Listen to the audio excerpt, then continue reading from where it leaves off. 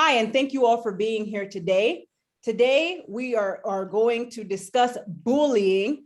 Now, bullying comes in many different forms, and today we are going to listen to each of our speakers, and it is such an honor to have each and every one of you here today. Now, at this time, I welcome our Master of Ceremonies, Dr. Lakeisha James. She's the CEO and founder of Designer Events by Lakeisha. Welcome. Thank you. Thank you. And again, I want to welcome everyone to the global virtual panel of Bullying Survivors event. Again, my name is Dr. Lakeisha James, your Master of Ceremony for the evening. Tonight, we will hear stories from individuals who have been bullied. So many people are being bullied daily, and the consequences can be traumatic. Our speakers have chosen to share their stories on this platform. I want everyone to know that we support you. This event is to raise awareness and educate others on the bullying topic. This event will be a survivors resource training. On behalf of Regeline Gigi Sabat and Life Service Center of America, we would like to welcome you. And I would like to introduce our host, Regeline Sabat. She's a motivational keynote speaker, 5-time best-selling author, life coach, first-generation Haitian American, the host of Walk With Me podcast on JRQ TV, financial expert and CEO and founder of Life First Service Center of America, LLC, endorsed by Les Brown. Ladies and gentlemen, please welcome our host, Regeline Sabat. Thank you. Now I'd like to introduce our keynote speaker, Christy Lynn. Christy Lynn is the intimacy and relationship coach, independent consultant for pure romance, infertility survivor, speaker, and educator. Ladies and gentlemen, please welcome our keynote speaker, Christy Lynn. Thank you, Lakeisha, and thank you, Gigi, and our sponsors for hosting this incredibly important event. I am so honored to be speaking tonight with my fellow panelists to educate as many people as possible about bullying in an effort to encourage prevention and a potential end to this ongoing issue in our society. Tonight, I'm wearing the color blue, which signifies bullying awareness, which I know all too well because I am a victim of bullying. I can recall my earliest memory dating back to when I was in kindergarten. I had just visited my grandmother's house over the weekend, and in her backyard, she had a beautiful sugar maple tree. I loved the beautiful orange, red, and yellow colors of the leaves on this tree, and I took a few home with me that I wanted to show my teacher at school the next day. I brought the leaves to school in my backpack, and while I was in the schoolyard, I unzippered my backpack to admire the leaves. A classmate approached me with her two older sisters and asked what I was looking at. I pulled the leaves out of my bag and began to show them to the girls. I shared that I thought they were beautiful and wanted to bring them to show and tell that day. Before I knew it, the little girl ripped the leaves from my hands, threw them on the ground, and proceeded to stomp on them. The leaves were crushed, and so was I. And I remember this so vividly. Tears were streaming down my face, and I recall the anger and humiliation at such a young age I felt after this incident. Little did I know that this was a victim. I was a victim. And this encounter was one of many that I would endure throughout the course of my adolescence, teen, and adult years. While this was the first, it sure was not the worst. To give you some background, I grew up in a single parent home as the eldest of three children. So I carried a lot of responsibility that a child probably should have never had to. We didn't have much. My mom struggled to make ends meet after my dad left, and we were on public assistance. So I was home alone a lot at an early age, a lot more than I care to remember. And the responsibility of watching my two younger brothers, one of which was disabled, when my grandmother wasn't able to help out, was so heavy on me. I attended a local Catholic school on scholarship because the one thing my mother didn't want to compromise was my education. The nuns felt sorry for my mom, but also you can tell that they looked at me a certain way and treated me differently than the others, being more stern, more strict, and less forgiving. Although I received a great education, the children that attended the school had different lives than I did. For one, I was the only student with a single mother. Second, many of the children came from wealthy households and their parents were politicians, doctors, and lawyers.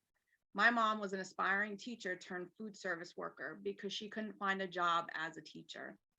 The pivotal turning point was when one of my class moms delivered a Thanksgiving donation basket to our door with her son, who was my classmate. From that moment on, I was labeled the poor kid. The hurtful things that were said to me at school about our financial strain seemed to be only the beginning. Years later, in sixth grade, a friend who had become close with me took me aside on the playground during recess because she needed to talk to me. She'd explained that there were a group of boys, about 6 of them, who created something called the rating list. It was a list of all the girls in the 6th grade that were rated on a scale of 1 to 10 in certain categories: beauty, intelligence, body, and so on and so forth. My friend broke the news to me that I was the last on the list, rated 0 in every single category. And I'll never forget the pain I felt because it's still in my gut today as I tell this story. I wanted to die. Not only was I the poor kid, now I was the fat, ugly, poor kid. The hurtful comments just kept jabbing at me, and I didn't have any confidence to stand up for myself. Every morning at the bus stop, I would be so nervous and worked up that I'd be sick to my stomach and end up vomiting before the bus arrived. And it was such a horrible feeling. When I expressed this to my mom, she would contact the school, but nothing would get done. Conveniently, the parents of these bullies were heads of the PTA, donors, people with influence. I begged, I pleaded my mom, send me to public school. She wouldn't budge, no matter how horrible I felt. And I felt alone, unheard, and defenseless.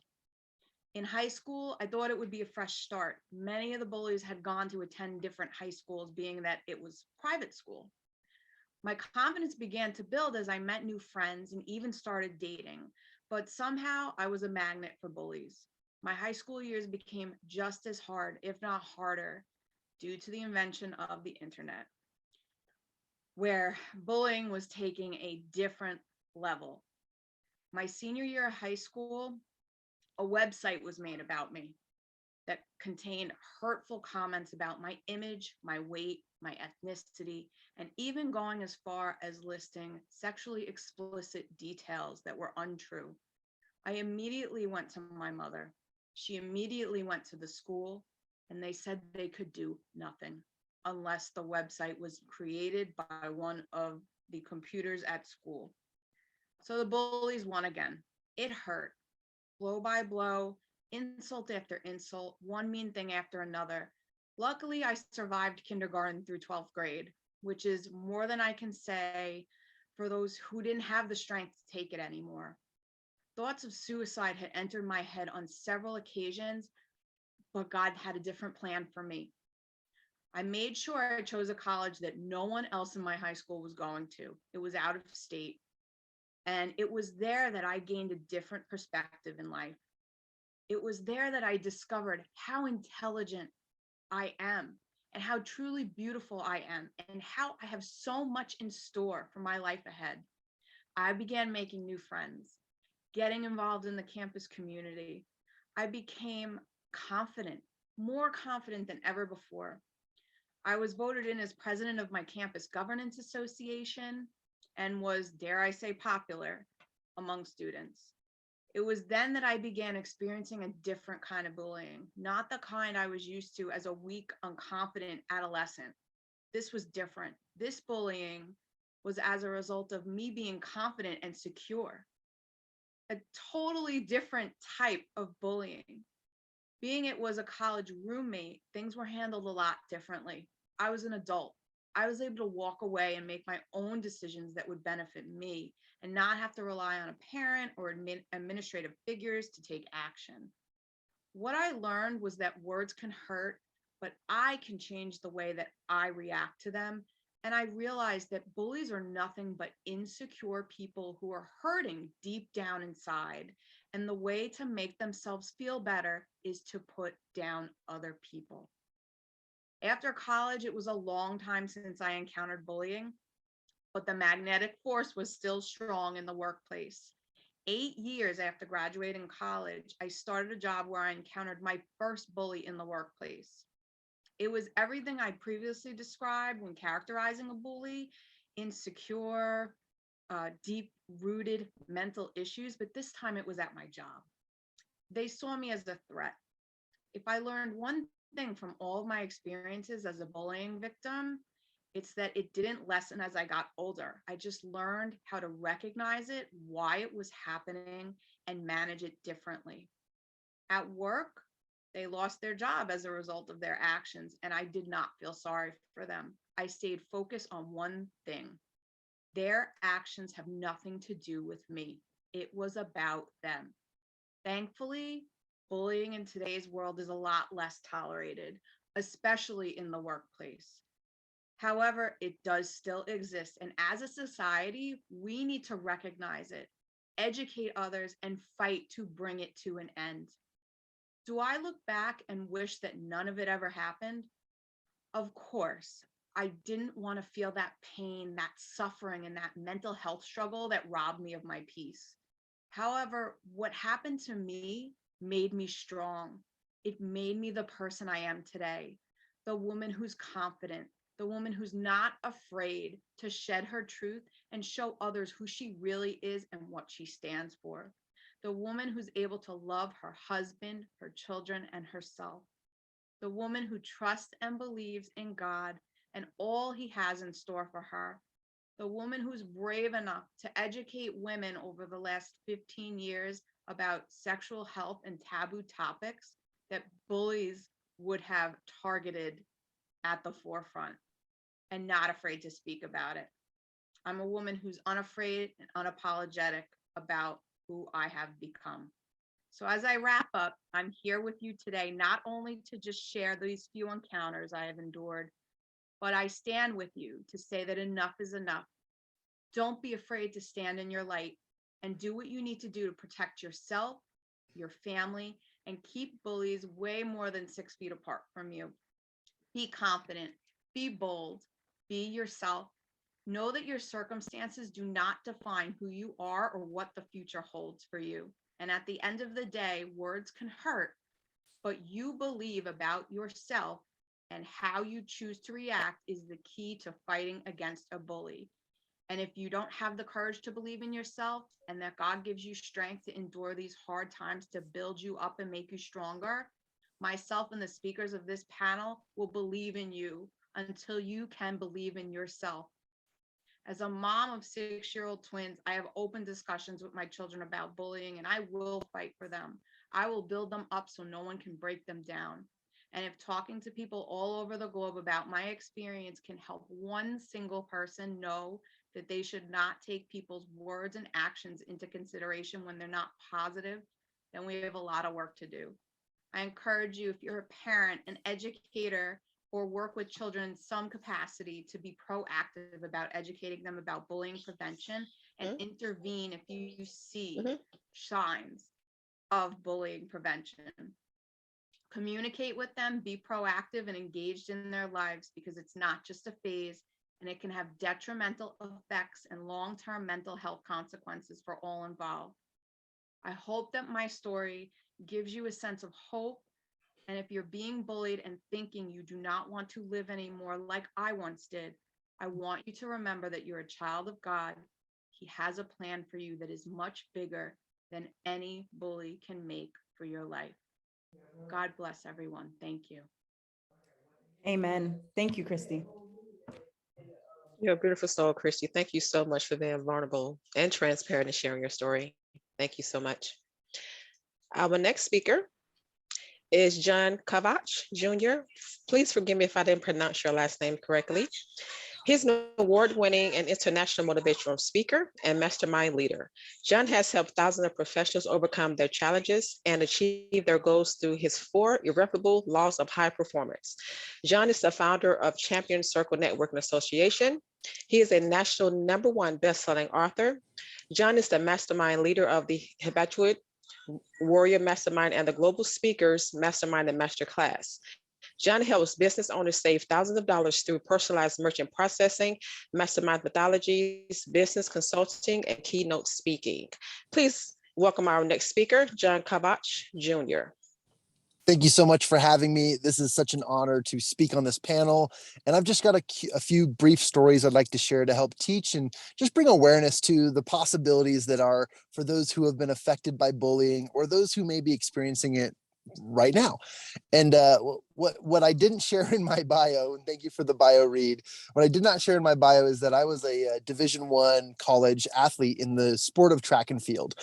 But my entire life, I was body shamed. I was told that I wasn't big enough. I wasn't fast enough. I wasn't strong enough, straight to my face because of my demeanor, because of my skin color, because of the school, the upbringing, the type of area that I came from. I would never make it big. Well, that became the fuel to my success. Their words ultimately turned into what I ate for breakfast, lunch, and dinner and midnight snacks, because that's what athletes do. They have protein shakes in the middle of the night. Why? Because they need protein. And ultimately the words, the shaming, that became the minor form of abuse that I received over the course of my career. And in 2012, I found myself competing at the decathlon, which is a 10 event, 2 days track and field event, getting ready to start my career, pointing down towards training for the Olympic trials. The height of my career, the height of my accomplishments. And I turned and I said, thank you out loud to God, and thank you to all the haters and all the people who did not believe in that process. But what's funny about this entire experience is that my attitude changed everything. I know that I was a victim of bullying from coaches, from other athletes, from competitors, from my own teammates. And I know that the words they used were sharp.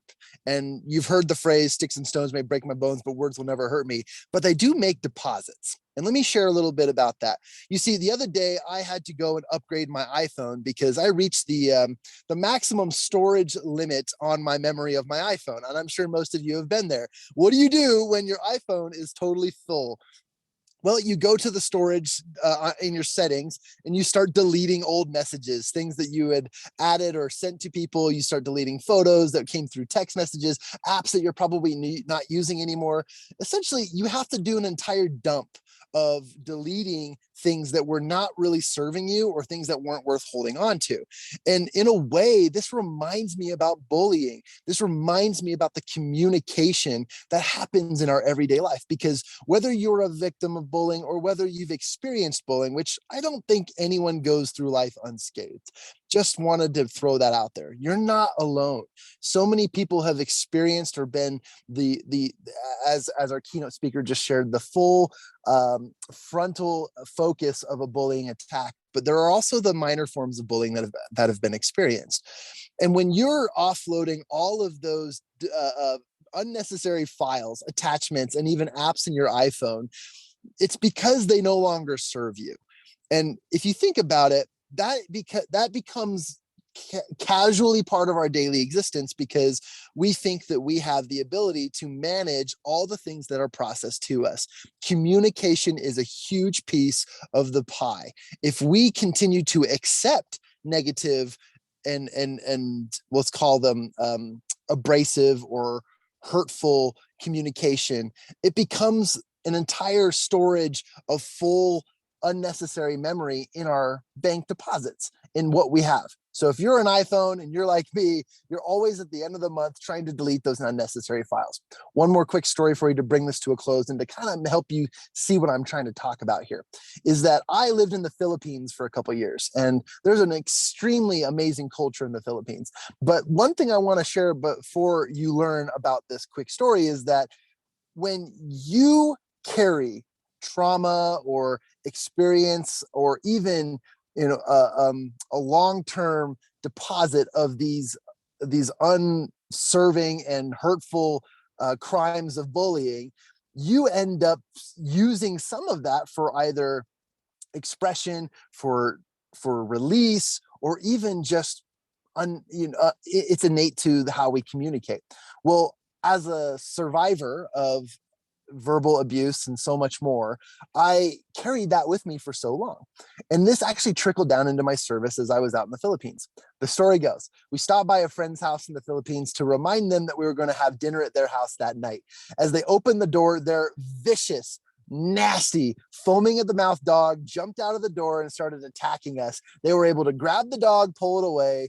And in my lightheartedness but sarcastic attitude, I secreted the words, "Hey, you have a really nice dog. I really like that dog." One thing you must know about the Philippines culture is that they do not understand sarcasm like we do in other parts of the world. In fact, if you compliment anything, it means that you want it from them and that they are going to just give it to you. Well, we passed on, we went on our way, we came back later that night, and preparing for that door to open with another dog jumping out at us, they opened the door and invited us in. There was no dog. It was very quiet, actually. And as we were sitting there, I also noticed that the children were missing. The children didn't join us for dinner. And I could hear some sort of like whimpering and whining in the corner of the room. I started to look around and I realized that the kids were in the bathroom with the door creaked open, their fingers prying through, and I could see their eyes and they were full of tears. And I started listening deeply before I put the food in my mouth, on my fork, reaching up to my mouth, and realized something, that they just killed their dog and they were feeding it to us as a kind gesture because of the sarcasm that I had used in complimenting the dog that was not so nice. So the use of my sarcasm ended up resulting in the death of their animal. And while this could be silly, while this could be funny, or for all my dog lovers out there, traumatic, I will say that secreted into every area of my life. I was using sarcasm as a way to protect myself from the bullying that I had received in my younger age. And as a result of all this, I want you to know that you can take action.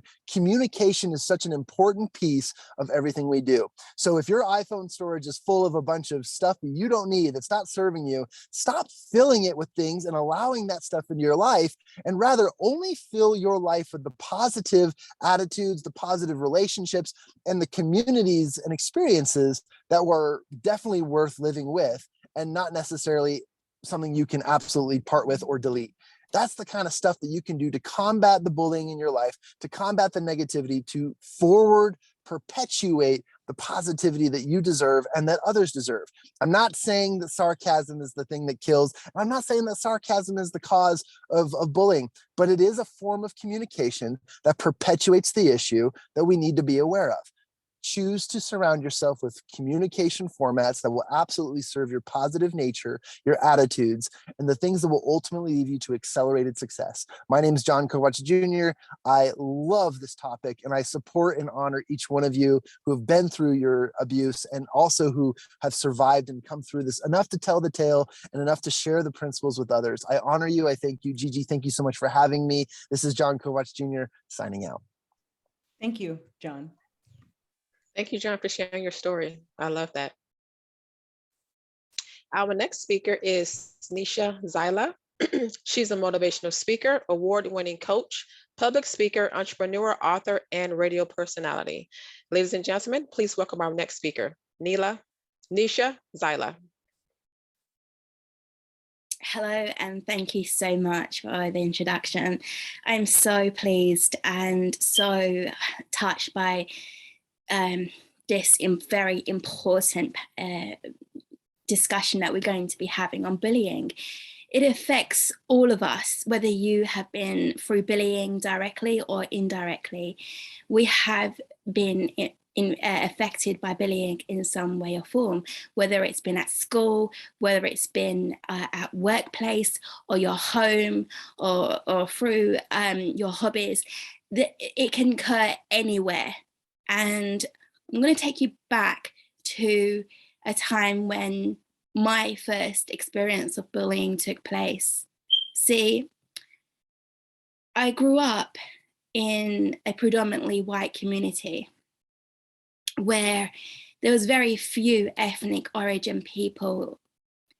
And you can imagine in the 1980s, growing up in my hometown in England, Romford, Essex, it was the most toughest of times. See, since the age of 5, I got introduced to bullying because of the color of my skin.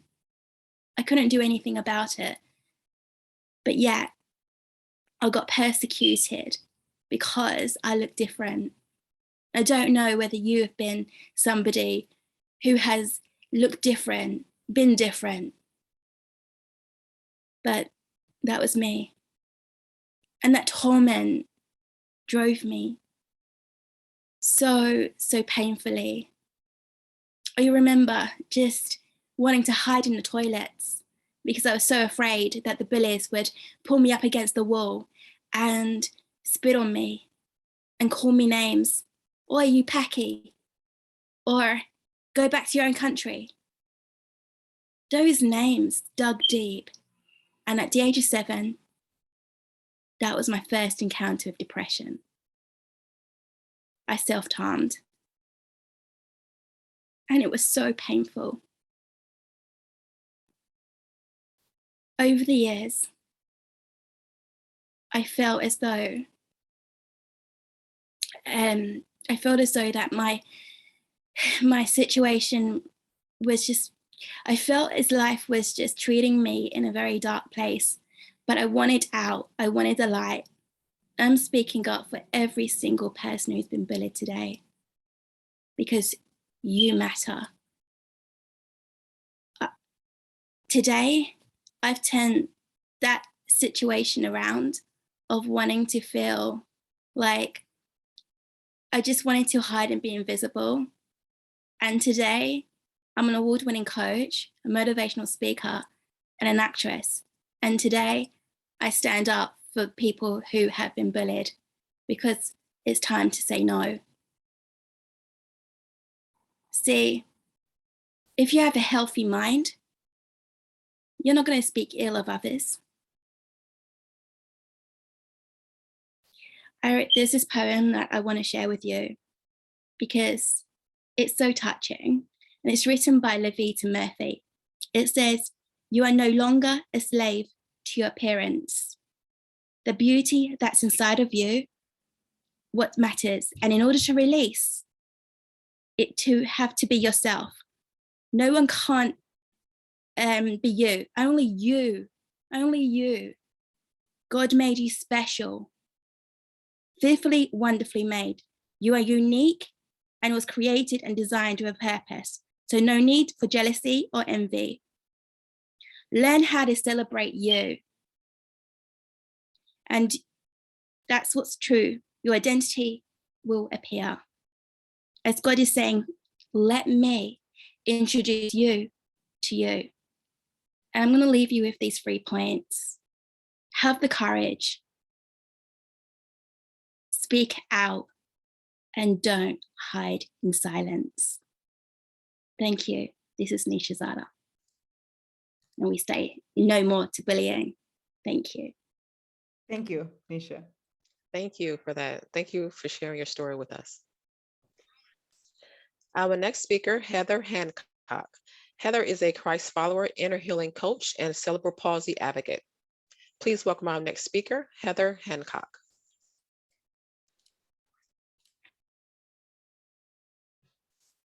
You're muted.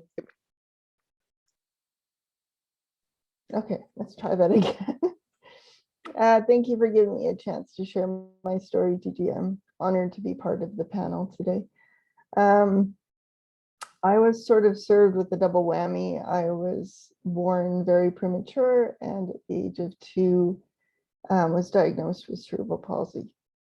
At the time that I was born, all disabled people were put into institutions or special schools and were not a part of society. My parents weren't having any of that, and so I became the first child to be mainstreamed into the school system in the city in which I lived, which was great for my education, but not so great for my social life. Early as 5, I remember in kindergarten, the phone ringing in the kitchen and parents saying to my parents, "Sorry, Johnny can't play with Heather because he might catch something." Next memories I have are grade 1, we used to walk 6 blocks to school. Grade 5 boys would follow me home. circle me, push me down, and kick me black and blue, day in and day out. Words, retard, cripple, freak, you name it. I don't deserve the air that I breathe. I should have died at birth, that kind of thing. So that went on for me through kindergarten, straight through grade 12, though it changed a bit in high school. It became more subtle. There were other abuses going on in my life at the same time, which didn't help. So by the age of 14, I was highly suicidal and ready to kill myself. I had it all planned out. And then God, I'm going to not tell the whole story, but God sent a singer to my school who was having a concert at a local church. And long story short, one Saturday night in a Pentecostal church, he saved me merely days before I was ready to carry out. So he had other plans for my life, and I'm thankful forever that he intervened and literally ran to me, because once you know the God of the universe loves you, then it doesn't matter what anybody has to say. And so I would like to say my bullying days ended at that point, but they did not. As I grew up, I went to nursing school, but I was allowed to enter under condition that if my CP interfered with my ability to nurse, I would be asked to leave the program. So they were out to get me from the word go. Unfortunately, chronic pain set in and I had to quit, which was devastating. But one thing that I have done and have always done is find a way. So I ended up working as a unit clerk for 15 years, but also endured sabotage in the workplace as well.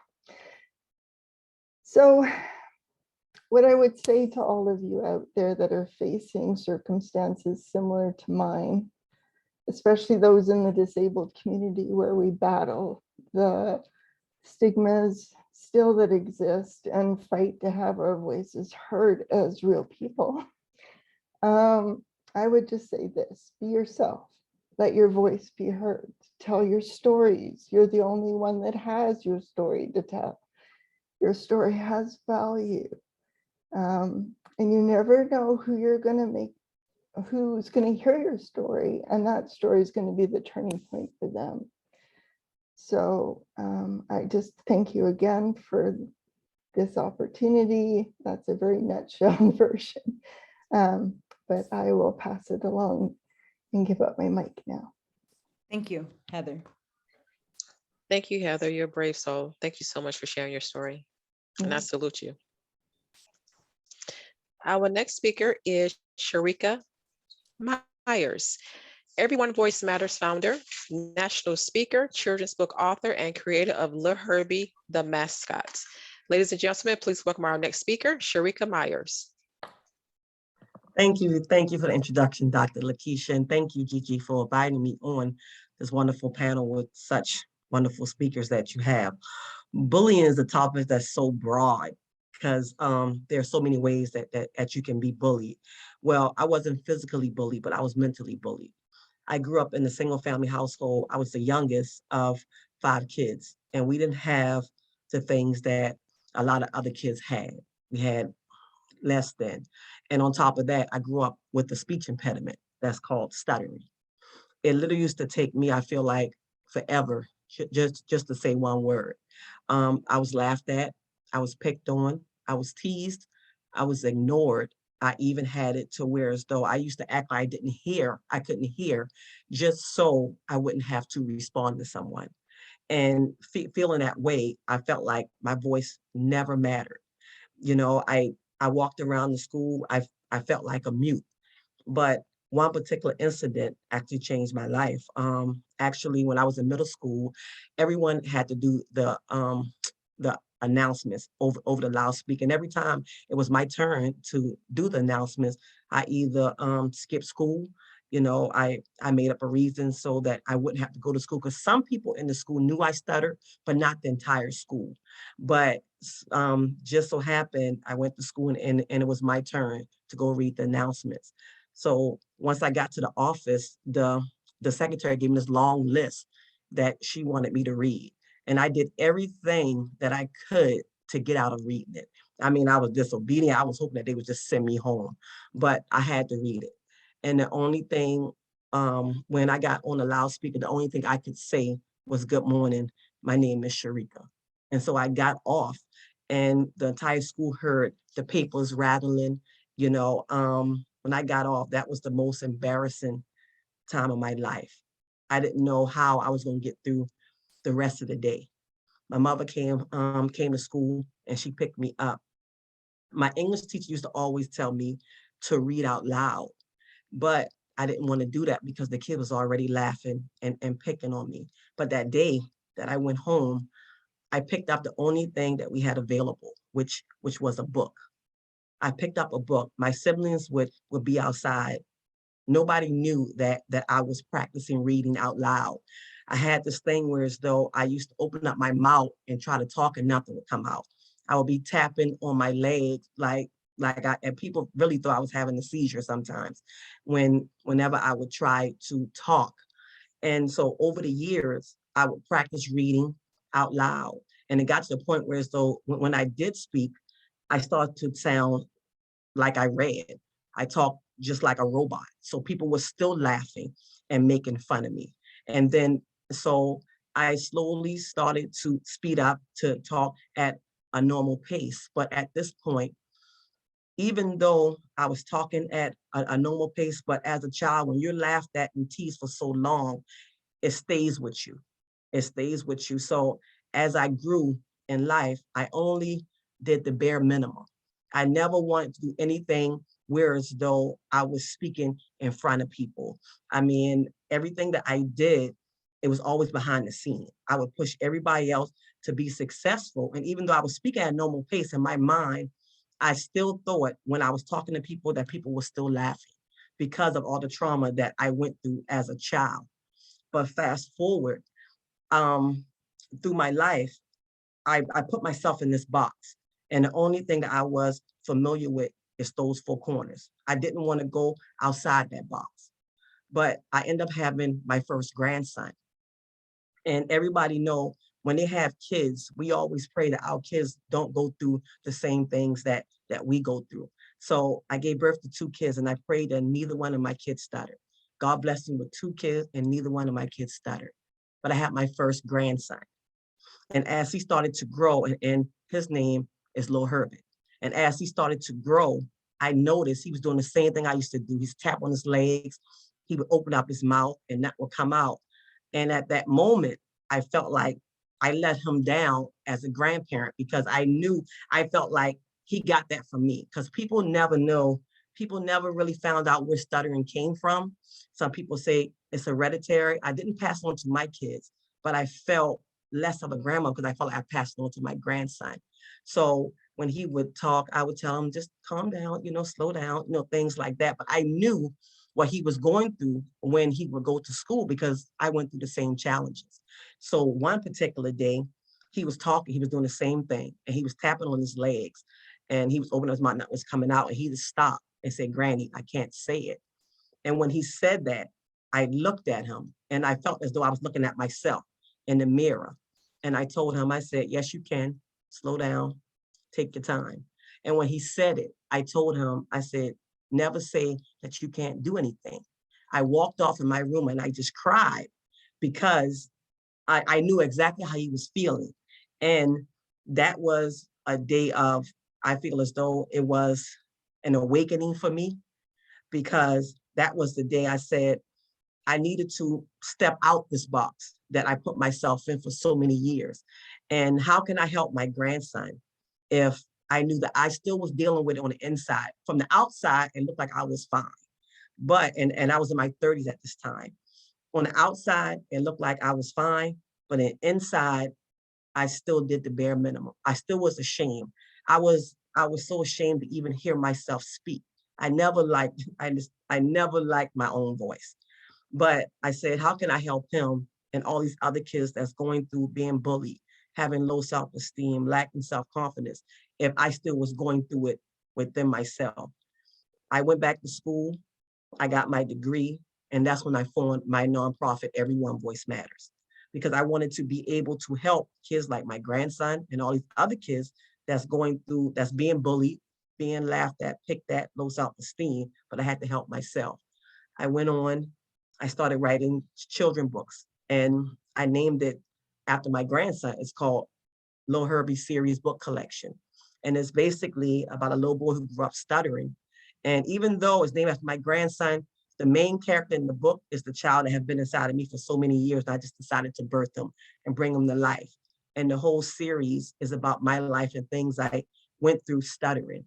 I became a Eric Thomas National Speaker. I created the Lil Herbie series, like the book collection. I created my very own Lil Herbie series YouTube channel that teach kids different words, the spelling of the words. And then I created my very own mascot. And he looks like my grandson. I created a picture of my grandson, but the Lil Herbie mascot is myself, because I wanted kids to, it's not about where you came from and the things that you've been through, but it's all about where you can go with determination and perseverance. And I created the mascot because I wanted the kids to have someone physically that they can touch. Because Lil Herbie, which I am Lil Herbie, I came from a single family household. I was youngest of 5 kids. I was bullied. We had less than a lot of kids had. But I'm here today. I'm standing here today. And I want the kids to see someone physically, Lil Herbie himself, the mascot. If he can do it, they can do it. And I'm here to tell people, it doesn't matter what other people say about you, other people think. I want all kids to know that their voice matters too.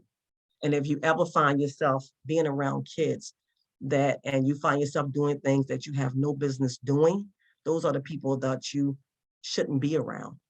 And once I discovered who I was, who I wanted to be, self-love for myself, I feel like I became unstoppable. I'm like, even though now I still trip up over some words, but I'm like, it doesn't matter, I'll get through it. Or I'll use another word to fill it in. But I want all kids to know that be who you are, love who you are. And I do understand, I mean, we like to say that some people say, well, it don't matter what people say. That's true. I mean, and some people still feel that way, that what people say, but don't allow what someone has to say about you to determine how you live your life. I waited till I got in my 30s to step out my box. And that's a long time. I feel like I wasted so many years. So I want kids to know that love who you are, be who you are, accept who you are.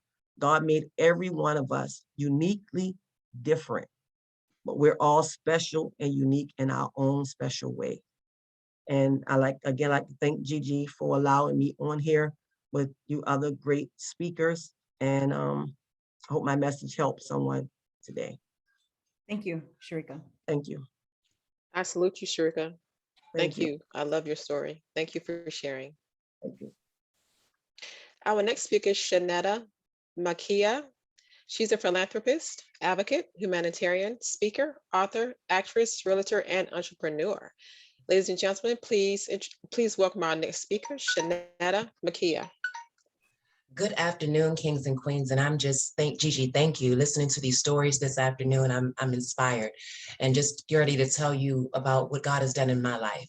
So bullying for me was very different. It started for me in the 5th grade. So from 5th grade until the 10th grade, I was talked about in regard to my weight, my hair, the way that I looked. I shared the dreams that I had of wanting to be an actress, wanting to be a model. And I was told, you are too ugly to do that. I had this dry jerry curl. So just imagine it, back in the day, we had these jerry curls. Well, mine wasn't even wet. It was dry. And so they called me Bald Nucci. They told me I was ugly. They told me I wasn't worth it. They told me I had no purpose. So all of these things started building up really, really, really early for me. And I started realizing that I didn't have any worth. At least that's what I thought. I believed the lies that the enemy used to attack me. And those things sat in with me. And what I realized is that I took those incidents and they started developing me in a negative way. So the bullying incidents for me, I was thrown in a creek. I weighed about maybe 105. My bullies were 6'5", 6'3". I'll never forget them. You will never forget your bullies. I promise you. I was the only child. I didn't have sisters and brothers that were protecting me. So my mother always worked. My father was incarcerated. I didn't dress like the other kids. I didn't look like the other kids. It didn't seem like I had any intelligence or smartness because I was very quiet and shy, but I was shut down because everybody already shut me out. And the things that they spoke about me from teachers telling me that, oh, kids will be kids, that's a lie. Sticks and stones will not break, will hurt you, but not break your bones. That's a lie. Words do hurt. They carry with you. And so the things that people told me to ignore it, I couldn't ignore it. You don't ignore bullying every single day when you're going to school, you're riding the bus, or you're walking to school and somebody is constantly attacking you. You start developing these different shells and you want to just go into this hole. So I was like a turtle. Can you see a turtle right now? And a turtle, when they're scared, they go into their shell and they shut all the way down and they sit. I was stuck for a minute. I didn't know who I was. I didn't know what my identity was. I hear everybody talking about, God made us fearfully and wonderfully made, but I didn't know that then. At 5 and 6 and 7 and 8 and 9-year-old, I didn't know that then. At 10, 11, 12 and 13 and 14, I didn't believe that then. Nobody tapped in and poured into me what that actually meant. And a lot of times we're expecting individuals to overcome things that we as adults have not overcome. Bullying carries over with us. So we go from this broken child that was bullied, destroyed, and I would say pretty much put into a shell, in a box. You put yourself in a box and it's with all these labels all of it. Can you imagine it? But right now, just think about everything that somebody's ever called you. Put a Band-Aid on you for that one. Oh, damn ugly, I can't do that. Oh, you're stupid, you can't do that. Oh, you don't look right like everybody else. Oh, you don't speak like everybody else. Just start covering yourself with all these negative words and these images that they have put before you. For the individuals that are being bullied online with the cyberbullying, it's gotten much worse than from when I was in school. And when I was in school, there was no cyberbullying. I could go home once I made it home safely, if I made it home safely, because that was a journey, trying to get home safely. Going to school, trying to navigate through the hallways safely, trying to find a teacher that would listen, trying to have somebody that would care. Because our parents, as parents, we're going through a lot of school administrators are trying to meet these matrix and trying to teach all these kids, but we forget that one child that is injured and hurt or lost by suicide because of bullying destroys a community. So how did I have to overcome all of these things from the time I was in the 5th grade into the 10th grade, where they told me I wasn't going to graduate, when I had been put out different schools, when I was starting to fight and going into different group homes and nobody understood what was going underneath all of the anger. Do you understand what a person is going through? We're talking today about survivors of bullying, but I want to talk about some of the individuals that are actually demonstrating the behavior. You heard that there are actually individuals that are hurting on the inside, but I'll go a step further. They are broken. Somebody has broken them. Somebody has bullied them. Somebody has sexually assaulted them. Some individuals actually bully as a way of protection to keep people away from them because they have been so scared to let anybody in because the last time they did, they got broken. So everything that they told me I wasn't going to do, I could not do, God has changed around. I wanted to model, I wanted to act. I'm a SAG eligible actress. I'm a model. I train, I coach, I develop.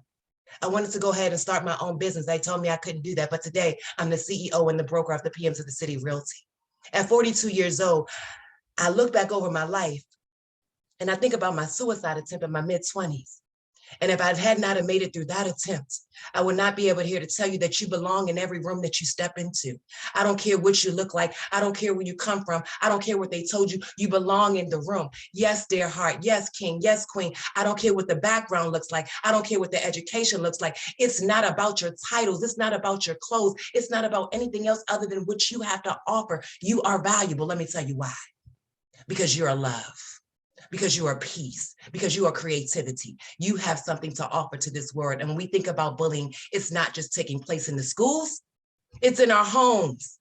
We want to talk about being a better example and how do we change this? How do we eradicate and end bullying? It starts in our homes. It starts with us being better examples. It starts with our communities. These memes that we laugh about, y'all laugh at the memes. Don't play games with me. Y'all better tell the truth and shame the devil. Y'all laughed at the meme. The one that y'all laughed about, the biggest one was R. Kelly's meme. when all this stuff was going on. But let me tell you, that's a broken man that was broken and is going through. So when you think about the memes and just the conversations and things that we laugh about and we attack on social media, that is a person that is hurting. The kids should say, what are those? Talking about the shoes. Let me bring y'all in real quick. Well, those are the shoes that that parent could afford. Those are the shoes that that child is going to school to today. The child that is bullied because of their hygiene, do you understand that they have no running water in their home? The child that is very small, that is malnutrition, do you understand that the parents don't have food there, or there may not be anybody there?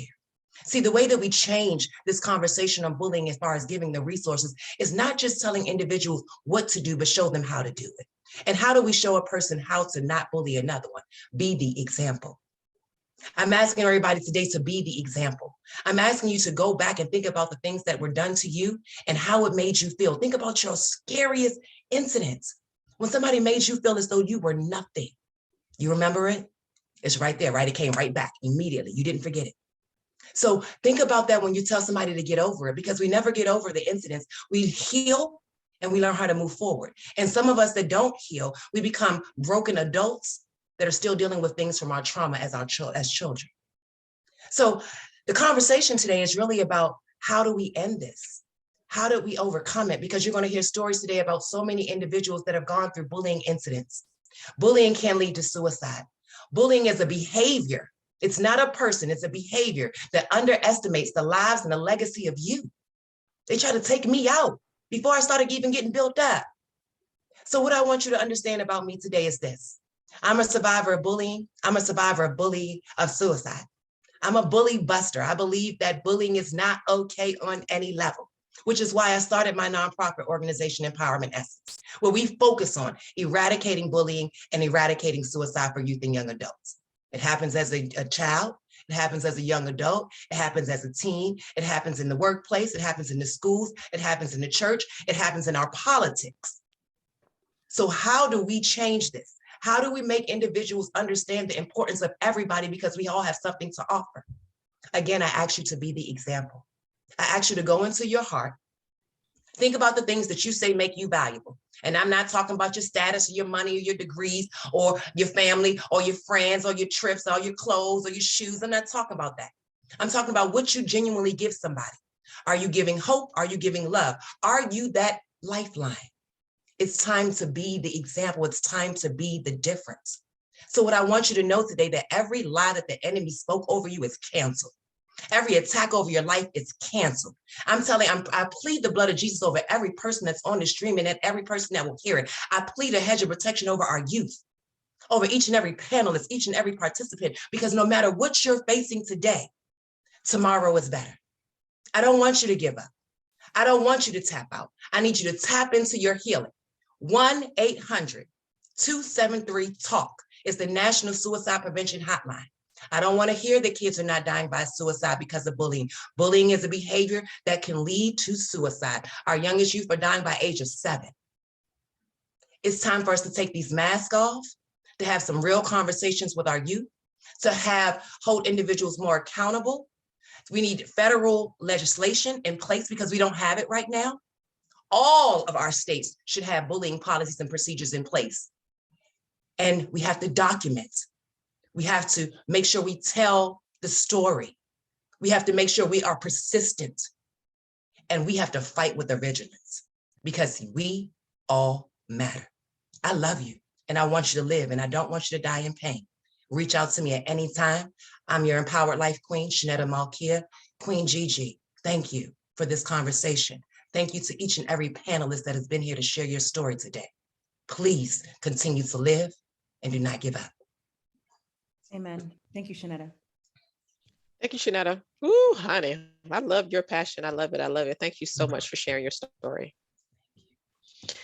Our next speaker is my sister, Bella Cruz. She's an Amazon #1 bestselling author, CEO Created to Lead, award-winning global speaker, and business coach. Please welcome our next speaker, Bella Cruz. Nice to see you again, Bella. Hi, it's an honor to be here. Thank you, Dr. Lakeisha, and thank you, Gigi, for having me here today. So many speakers and so many stories that are similar I've gone through many of the same stories that our beautiful panelists have already talked about, so I'm not going to get too much into it. But I will tell you that I have been bullied from my childhood into the workplace. Was very, very difficult. I was bullied in the workplace several times, and it was because I was always a top performer. And it's unfortunate that sometimes, when you perform the way you do, everyone, including your boss, turns against you. And mine was very, very painful. And like anyone else's story, I would go and cry in the restroom and, have to pull myself together. I've always been in front of people, so then I'd have to go and do that. And, I've been homeless because someone bullied me by stealing my identity. And that was bullying because they knew who I was, and they took my identity. And for years, I suffered as a single parent and with my children because someone did that to me. But one of the things that I recognized when that happened was that, and I am, one of the things that I did to get through all this was my relationship with God. And He gave me a scripture, and it is just an absolute amazing one. And it's Exodus 14:14. And I tell everyone that is being bullied or is going through a scenario to pray this, because that scripture says that the Lord will fight for me while I keep silent. And when I finally let go of trying to defend myself, don't get me wrong, I'm not saying if justice needs to be served that you do not go and defend yourself by the law. That's not what I'm saying. But when things are out of my control, because you cannot control other people, and I really let go of it and worshiped and claimed that scripture, Exodus 14:14, the Lord will fight for me while I stay silent. My life started to change. And, peace started becoming part of my life. And of course, studying who I am with the great I am, the creator of the world. So I want to encourage everyone who has been bullied to get into a relationship with God, whoever you serve, but I serve God Almighty, the Holy Spirit, and Jesus. And I tell you what, your life will change. So there is always a reason for what we go through. And since then, I've helped many other people. Just yesterday, a friend called me and told me her granddaughter was being bullied. Just yesterday, she got stabbed with a pencil in her hand. Can you imagine? So all of this goes on all the time. And it is, we just need to protect our children and protect ourselves, and always remember that what we go through always helps others. And for many years, I didn't want to share my story about being homeless because I was embarrassed, especially because of what has happened, why it happened. Somebody that I actually knew was the cause. And when I started sharing it, people started telling me their stories. And so when I went through the workplace, one of the things that I did was I wrote a book for leaders on how not to be that leader. And that is one of my books that I just came out with. Please fire me, I can't stand my boss, how to avoid that leader. And, you just help people. You help people when you go through things, and your healing begins. So I encourage you, if you have been bullied, to get into a relationship with the one that you serve and believe in, and that the great I am, and help others get through what you've been through. And that's what I wanted to share today. Thank you, Bella. Thank you, Bella, for sharing your story. Our next speaker is Dr. Seth Bucksey. Dr. Seth is a social behavioral mentor and addiction specialist. He is an author, speaker, TV, radio, and social media personality, and respected pioneer in addiction consulting. He delivers life-changing material and personal expertise to shape clients towards a more fulfilling future.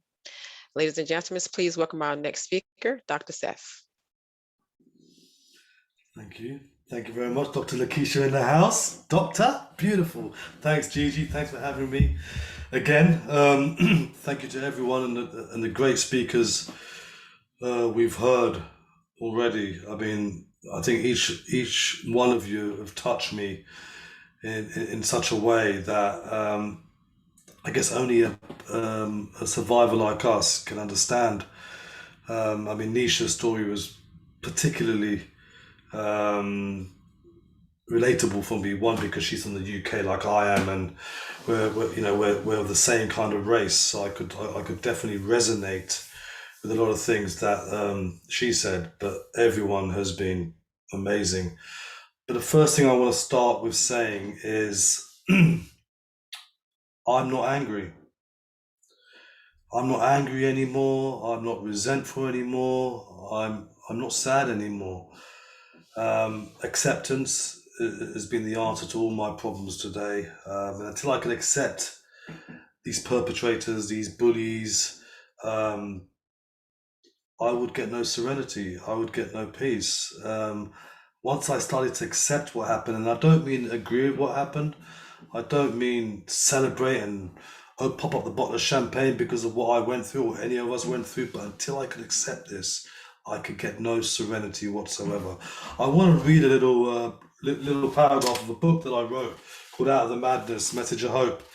And my main bullying experiences happened from the age of 11 to 17 for 6 years, every day, really. I was bullied and abused in every way you could think of, unimaginable, racially, physically, emotionally, mentally, sexually at times.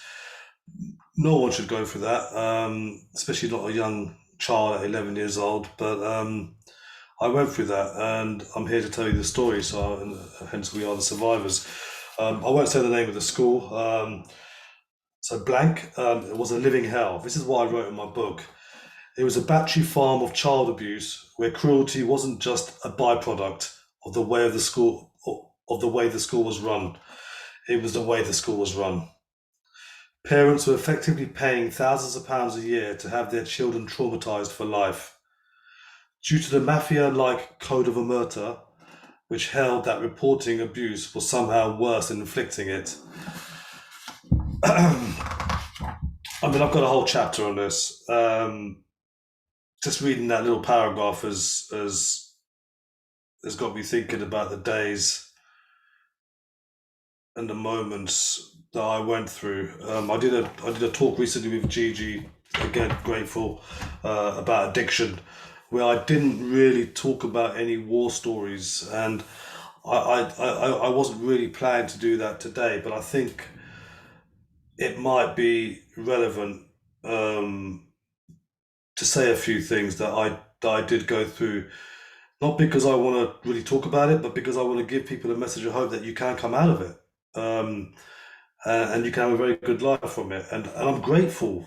I have no regrets. I'm grateful for absolutely everything, because what I've been through has given me the opportunity today and many days to have a platform like this to share my experience of bullying. And it's not nice. I went through hell. And that smile is not a laughter of happiness. It's just like, wow. When I think back, and I remember growing up, and a few years ago before I came into recovery, I said to myself that if either of my children went through 1% of what I went through, I would take the law in my own hands. It's not like that today. But I wanted to say that as a point, 1% of what I went through. Everything that I experienced eventually turned me to addiction and alcohol. That's why Dr. Gabor Mate says it's not why the addiction, it's why the pain, why the hurt, why the trauma. Every client that I work with experiences some kind of trauma, just like I did. I came out of a 33-year addiction. Only once I came out, I started working on myself and addressing the issues that I went through. Members of the panel, ladies and gentlemen watching, I experienced bullying every day of my life for 6 years from the age of 11. I was beaten daily. I was racially abused daily. Stripped, hanged out of windows from just my pants, baseball bats across my knees, And I experienced the same when I went into the junior army. Same thing. And it was all because of the color of my skin, it's because I was different. I went to predominantly white school. The British Army at that time was very racist, very homophobic, and it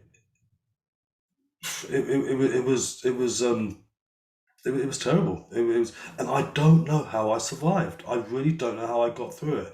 I mean, the humiliation that comes with it is was probably worse than the actual act itself in a funny kind of way. The way others looked at you. And in the 80s, as I said in my paragraph that I read, there was a massive code of silence. You don't say anything. You keep it in yourself, because if you say anything, you get it worse. And the teachers knew, the headmasters knew, but it was in their interest that we didn't say anything because the store would stay open. But at that time, you know, you feel embarrassed. I wouldn't say I blame myself, but it was a sense of that, I guess. But you feel embarrassed, you feel humiliated. You don't want people to know this thing about man up. I'm so happy we have a few men on the panel as well, because not enough men come out and talk about this, because it happens to everyone. Whatever sex you are, it happens to everyone. When I speak to my wife and my children, they can't believe what I've been through. But what's beautiful is that I'm here today to share a story that you can come out of anything, especially this. We are survivors, right? And I look at two sides of everything. There's no good without bad. There's no predator without a prey. There's no prey without a predator. We are here today to look at the opposite of what happened to us. How has it served us today? And the way it served us today is by giving a message of hope to people that you can come out of this, to give a message of hope to people that there is a life after bullying. There is a life. It's not easy. You might have to work through it, go through some processes, have some tools, have support around you. I wish I could have told my parents, but because of that code of silence and scared to, I didn't. I endured it.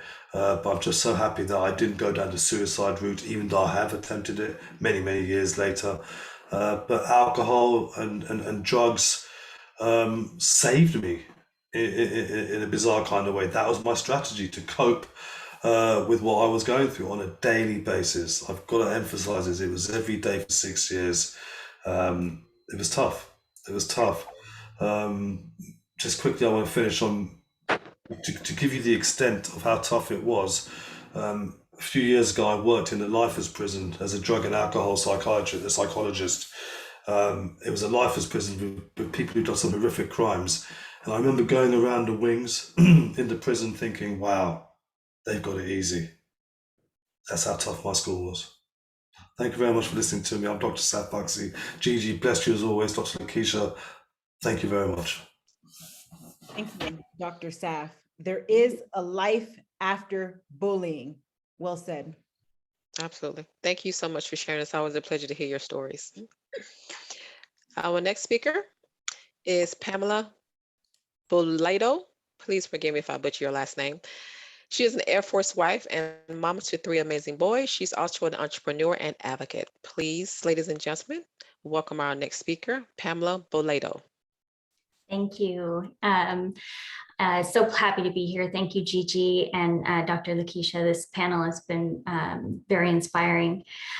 So for me, I'm going to go down maybe a different route. For me, I'm going to start with, this is what I heard when I was little. What's wrong with your face? And so people might look at me now and be like, what? I've had a lot of surgeries up in my adulthood. And I chose to do that because I was bullied when I was little. I was born with a cleft lip. Being born with something you have no control over. You know, I was born with a scar on my face and it made me look different. It was much more apparent when I was young. But can you imagine, you know, that little girl who loved to wear dresses and play with Barbies and, you know, wanted to be friends with everyone, but being shunned and laughed at and told she wasn't welcome. And, you know, and most of all, what's wrong with your face? And so, you know, I would go home and look in the mirror and cry and wonder, you know, why me? Why am I born like this? Why does nobody else around me have this? So that definitely was the cornerstone to growing up with very low self-esteem. And but I'll tell you what, you know, a lot of the ladies and men that I've heard speak today will say, you know, they never wish this upon anybody to be bullied, but you take that and you transform it into your superpower. And that's what I did. I was so determined when I was young to make something of myself, to prove that I was just as great as everybody else around me. And, you know, and I did some funny things, you know, I think back and I'm like, you know, it's funny because I had a scar in my face. Why would I do this? But I wanted to be the first female boxer. And this is East Canada. So people are like, why would you want to do that if you already had something on your face? I don't know, but I was determined. And then growing up too, it's, you know, I grew up, I actually went into the beauty industry because I wanted to make other women feel beautiful every single day. And I did that for 20 years. And now, you know, I created a company and a nonprofit that helps to support women and make them shine and stand on a pedestal and be proud of the women that they are. And that's called Mission Wonder Woman, and Women Who Do Wonders. It kind of represents my whole life. So I took feeling horrible when I was young and took all those negative comments, and I made that into something so that I could help other people. And I currently sit on the advisory council at Smile Train, so that I can talk to young girls all the time if they need mentorship, to show them how beautiful they are. And then I did something crazy last year. I'm 43, I'm only 5'1". And when I was younger, I used to look at, you know, the pageants on TV, you know, Miss America and all these things and think, oh my gosh, on that one, I'm too short, but two, I have a cleft and there's no girls up there with clefts. So last year I said, you know what, I'm going to do a pageant. So I competed in Mrs. Florida, and and I did that for all my clefties out there. And I didn't win, but I did get second runner up. So I feel like a winner. But the whole point of me coming on here is just to say, it's negativity. It's really hard to swallow. But you take that and you take it and you walk away a superman, a superwoman, whatever you want to call it. Just transform that and help other people. I mean, that's the best you can do. I have 4 kids, and you know, I teach them every single day the importance of uplifting others. And it really does start in the home. So yeah, I'm super proud of this panel. I'm blessed to be here. And I want everyone to take their superpowers and just keep uplifting others. And Shanetta, is it Shanetta? Shanita or Shanetta who spoke earlier? Yeah. Yeah, I'm going to get in touch with her. She fired me up today. So just blessed for everyone that's here. And yeah, thank you. Thank you. Thank you, Pamela. And you are a winner. Yes, and you are beautiful. Thank you so much for sharing your story. Thank you so much for that. Our next speaker is Erica Castro. She is a teacher at MUSD, domestic violence, sexual assaults, and suicide attempt survivor and advocate. Ladies and gentlemen, please welcome my sister, Erica Castro. It's always a nice seeing you, Erica. Welcome. Hi. For me, I grew up in an abusive home. And so bullying was almost normal, almost expected. I suffered from verbal abuse, physical abuse, sexual abuse. So when I went to school and I was bullied, it was normal. I didn't know how to defend myself. I didn't know how to stand up for myself. And but there was a moment that really impacted me, that really kind of put the plan out for what happened to me. You see, in the 7th grade, I was voted ugliest girl. Our teacher, he didn't know. We were in theater arts, and you know, the kids planned it perfect. He was put outside, and the kids called me up on the podium, and they're like yelling at the back of the room, speech, speech. And I had a tough skin, even though downside I was breaking. I wanted to cry, but I would not let them see me cry. I had learned that early. in my abuse. So I stood up there and I said, thank you all for noticing. But inside I was dying. And that moment where I was voted ugliest girl really impacted me to the point where I didn't feel I was lovable. I didn't feel that I was accepted. I didn't feel that I could have anything good in my life. You know, I was, my mother died when I was 5 and my father was an alcoholic. So I was dealing with abuse for a very long time. I was sexually abused, you know, so I felt that moment where everybody knew, you know, I kept my secrets. Nobody knew what was going on at home. But when it was publicly announced that I was the ugliest girl, it impacted my life in a way that I never thought it would. I understand it today. I'm not that person anymore, but I attracted abusive relationships. I was with people who cheated on me. Just all these things happened because of that moment. And so my message to everybody out there is that it's not funny. We cannot be saying things to people that, and we make a joke and you guys think it doesn't hurt. You don't know the background of these people. You don't know if this person had gone through abuse. And a lot of times when we're trying to be funny, it's not funny because it can impact a person's life. It has taken me years of work and healing to do what our previous speaker said, to use all that as my superpower. So today I advocate for people who have been put down and whose self-esteem has been destroyed, because you know what? I'm the smile that people didn't give to me. And so I'm asking all of you out there, I'm begging, stand up for the people who cannot stand up for themselves. So many times we watch bullying happen right in front of our face at the store or out and about, and we just stand there and say nothing. As a community, we are responsible to help others. We are responsible to say that is not okay. We are responsible to say we need to do something to help people. You know, in 2010, we had 34 kids bullycide, meaning that they committed suicide because of bullying. That should never happen. And I'm saying this to you because that moment in time really kind of dictated the rest of my life. I didn't know that that moment in time would have put me in the situations that I'm in. I'm not that person anymore, and I'm not there anymore. I'm a completely different person. I have a beautiful relationship. I'm in a good place, but we need to stop it in its tracks. And so for me, you know, I want all of us out there together holding hands saying, you know what? We love you. If you were the person that was bullied, I'm sorry. If you were the bullier, please get help, because I know that bullies themselves are angry at the world. If you are out there, just be a support and be the smile and the joy and the love that we all need to see. Because you know what? We can, just one smile can make a huge difference. Thank you. Thank you, Erica. Thank you, Erica. It's always a pleasure seeing you. Thank you for sharing your story. And all you speakers are amazing. I'm like just really floored about the courage. Thank you guys so much for sharing your story and being transparent. Our next speaker is Kavette Miner Kane. She is a financial liberation expert. Please welcome our next speaker, Kavette Miner Kane.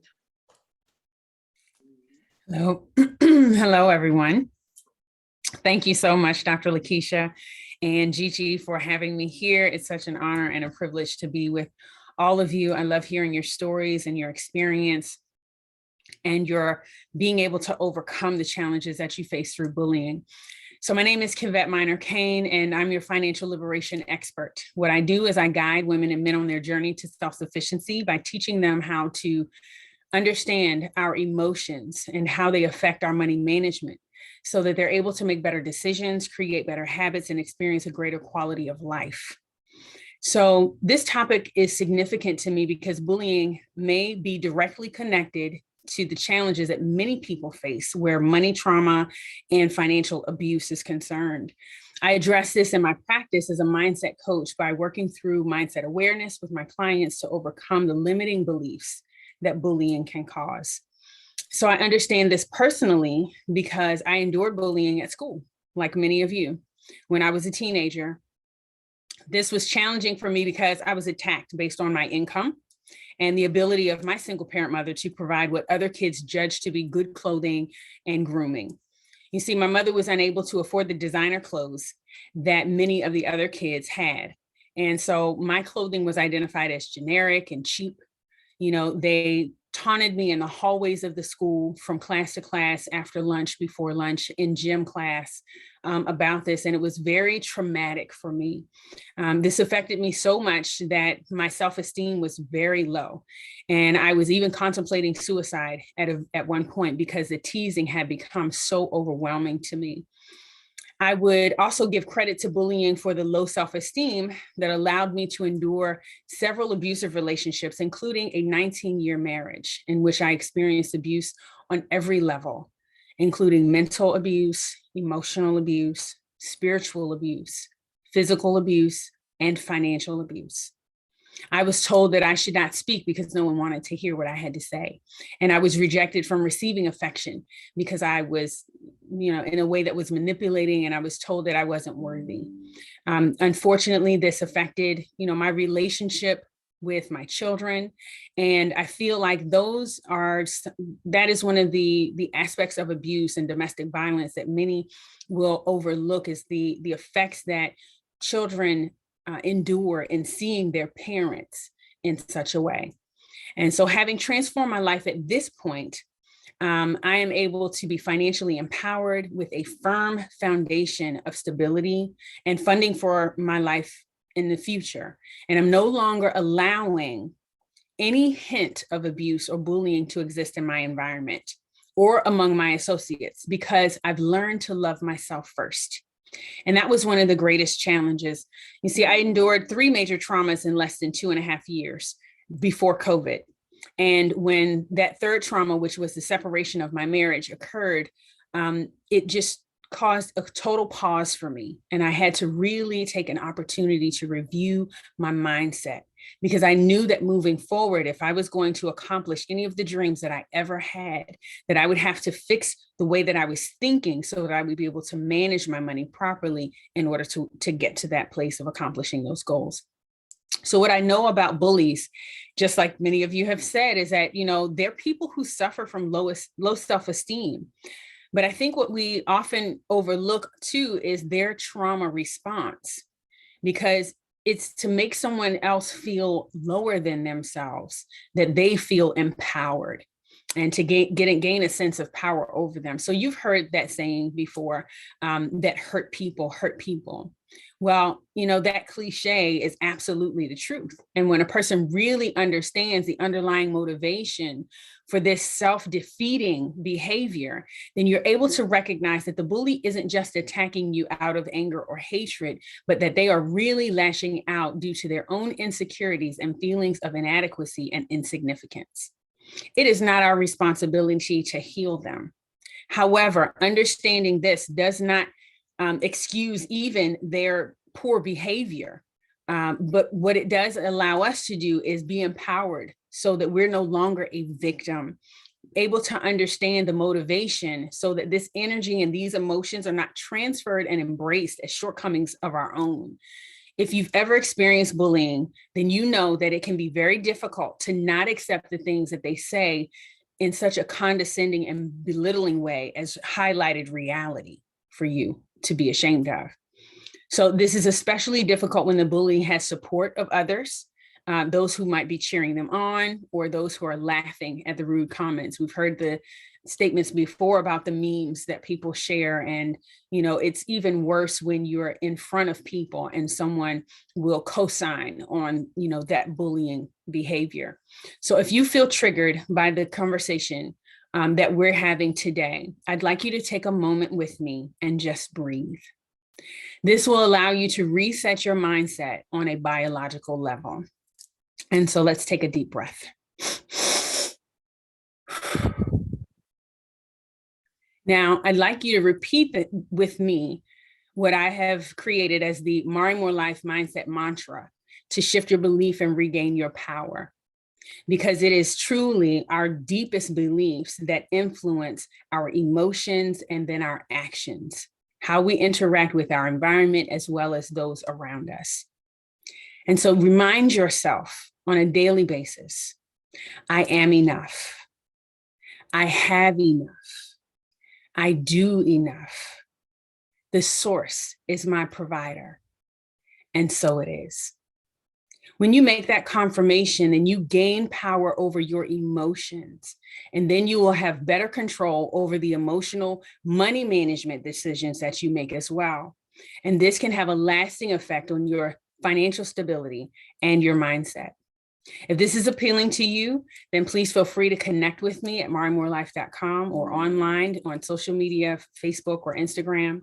I love to share the encouragement that I've been able to find from within myself for other people, because that is when we are truly empowering others, when we take the power that we have and we transfer that energy so that they're able to be built up. And so I thank you for allowing me to be here, and I hope you all have peace and abundance. Thank you, Kavette. Thank you for sharing your story, Kavette. Very inspiring. Our next speaker is Devin Rodriguez. Devin is a certified professional life coach, motivational speaker, author, and U.S. Army officer. Please welcome our next speaker, Devin Rodriguez. Well, hello there. Does my video look okay? Yes, sir. Okay, well, thank you. I'm very happy to be here. What a day. What a day to talk about something that is very important to me. And obviously, if you're here in one way or the other, it is very important to you as well. As somebody that's only 24, about to be 24 years old, the whole bullying thing is only a few years away from me. Back in the second grade, my parents and I moved to a new neighborhood. And I'm not sure if there's anybody that's listening to this that moved to a new neighborhood and wanted desperately to experience one thing, but what met you when you moved to that neighborhood was the complete opposite of that one thing. And for me, I was in the second grade. I thought I was going to go make a bunch of new friends and have fun. But what met me was for the next 6 years of my life, I endured what I could only categorize as hell. And I was bullied day in and day out, to the point where I would go home to my parents and say, Mom, Dad, I hate the color of my skin. It got so bad that I went home one day and my parents said, Devin, you know what? You are part Irish now. I said, Mom, why have you never told me this before? They said, well, we just didn't think it was necessary. So I went around telling everybody, because I lived in a 100% Irish neighborhood, that I was Irish. I finally thought I would be accepted. But what I understood and what I came to believe and realize was that God does not bless who you pretend to be. And although I went on telling everybody I was Irish, it didn't make anybody accept me anymore. And I went home to my parents one day and I said, Mom, Dad, the kids still don't like me. And I got to ask you a question. And they said, what is it? I said, well, am I really Irish? And they said, no. You finally found out that you're not Irish. I said, why did you do this? And they said, honey, we needed to give you something to give you some type of hope. And that was just the type of situation that I was in. But my message to you today is, after I endured, because it really is an endurance race, bullying. Sometimes it might last a day, but a lot of the times it could last 6 years like it did for me. But as I look back now over 18, 15 years ago, and I'm thinking about everything that I went through in terms of bullying, I could honestly say thank you. And if you're listening to this, maybe you've gone through some bullying, maybe you have some kids that have gone through some bullying, maybe you're getting bullied right now, I am not sure. But what I can say is that if I did not endure the bullying that I did endure, I would not be the person that I am today. So I challenge everybody, if you're currently facing it or if your kids are facing it, I want to challenge you to go ahead and write a letter to those that are bullying you. And write them a letter saying, thank you for what you are doing for me or what you have done for me, because without you, I will not become or I cannot be the person that I am today without what you have put me through. And it's very challenging and it's a very hard thing to do, but I just want to simply encourage you, if you don't take away anything else from this today, the very simple fact that what the bullies are doing to you today, my friends, or maybe to someone that you know, is ultimately going to be the very same thing that will set you up for success later in your life. And this is a very heartfelt topic for me because there were plenty of days when I went home and fell into my bed, put my face into my pillow, and just screamed on the top of my lungs because of how much pain I was in. You see, the thing is that the physical scars hurt when I would get beat up. But what hurt even more were the internal scars that nobody could see. The things that it was doing to me internally. But I'm so grateful to say that if you are willing to endure those times, then those times will turn into your greatest blessings. So I thank you for allowing me to come and share here with you today, because this is a real treat, talking about something that I don't get to talk about very often in an event that is very unique. So Gigi Sabat, you are the best and the East and the West and the wonderful host who introduced me. Thank you so much. I appreciate you both so very much. Thank you, Devin. Thank you. You sound like a radio personality. Your voice. Well, Yeah. I'm a podcaster. I mean, That's what it is. I knew it. I knew it. Thank you so much for being transparent. Thank you for sharing your story. Our next speaker is Erin Bear. Erin Bear is an author, speaker, and coach. Erin wrote the book From Beaten to Badass. Yep, I said it. From Beaten to Badass. And it was released in October 2019. Erin's life purpose is to confront the elephants in the room and give women strength. By inspiring and motivating, Erin teaches them to leverage all of what life throws their way to bring out the powerful women they truly are, showing them they are not defined by their circumstances and they are a badass. Ladies and gentlemen, please welcome our next speaker, Erin Bear. Thank you, Dr. Lakeisha. I love saying Dr. Lakeisha. That's amazing. You're a badass. And Gigi Sabat, one of the most badass women I know. So thank you so much for having me here. It's truly an honor with all of these other amazing panelists, both men and women. And thank you to those that are watching. So for as long as I can remember, I was always different. I didn't look like the other girls. I didn't talk like the other girls. I just really marched to the beat of my own drum. And I didn't know that that was bad. I didn't know that there was something wrong with me. But growing up without any friends, that was my normal. Now, the thing you don't know is I grew up with a twin sister. We didn't look alike. We didn't act alike. We were completely different. But everybody loved her. And I was like, they love her. I'm her sister. Why don't they like me? Why don't they love me? Why don't they want to be around me? They found me annoying and ugly.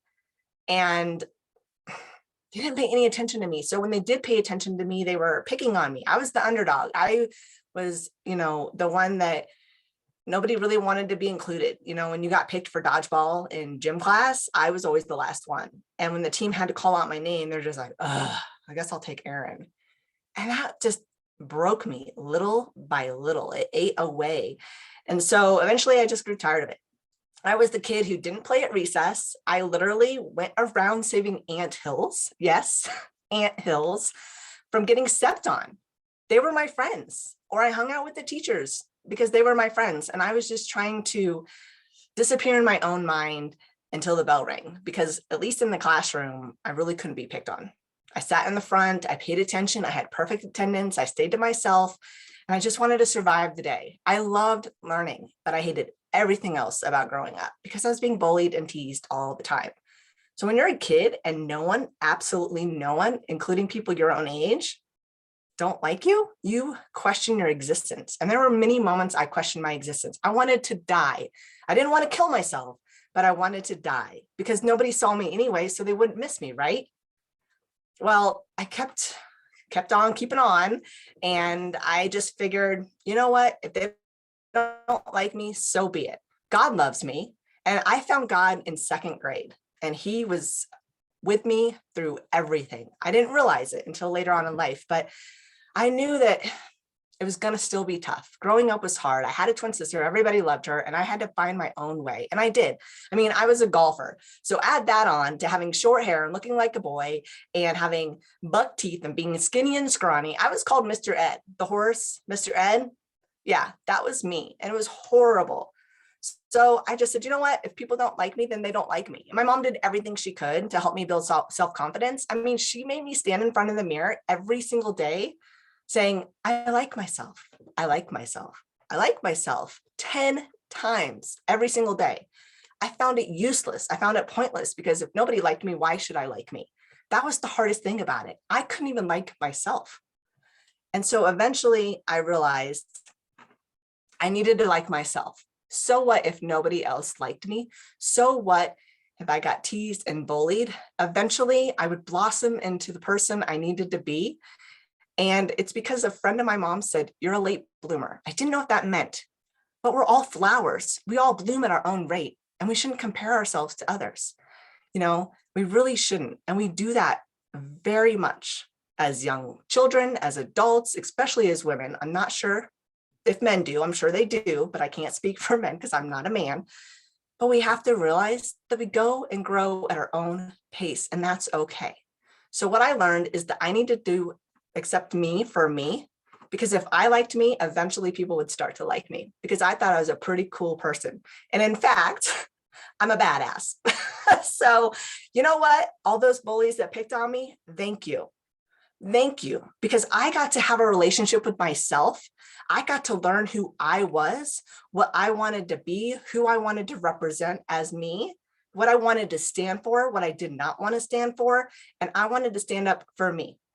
I wanted to stand up for all the other underdogs. And I wanted to prove to the world, because mostly I was proving to myself, that I am strong. I am enough. And it doesn't matter what you put in front of I'm not pretty enough, skinny enough, or whatever you put in there, it doesn't matter because I'm enough. I'm enough for me. I'm enough for God. And I'm enough for all those people that I advocate for.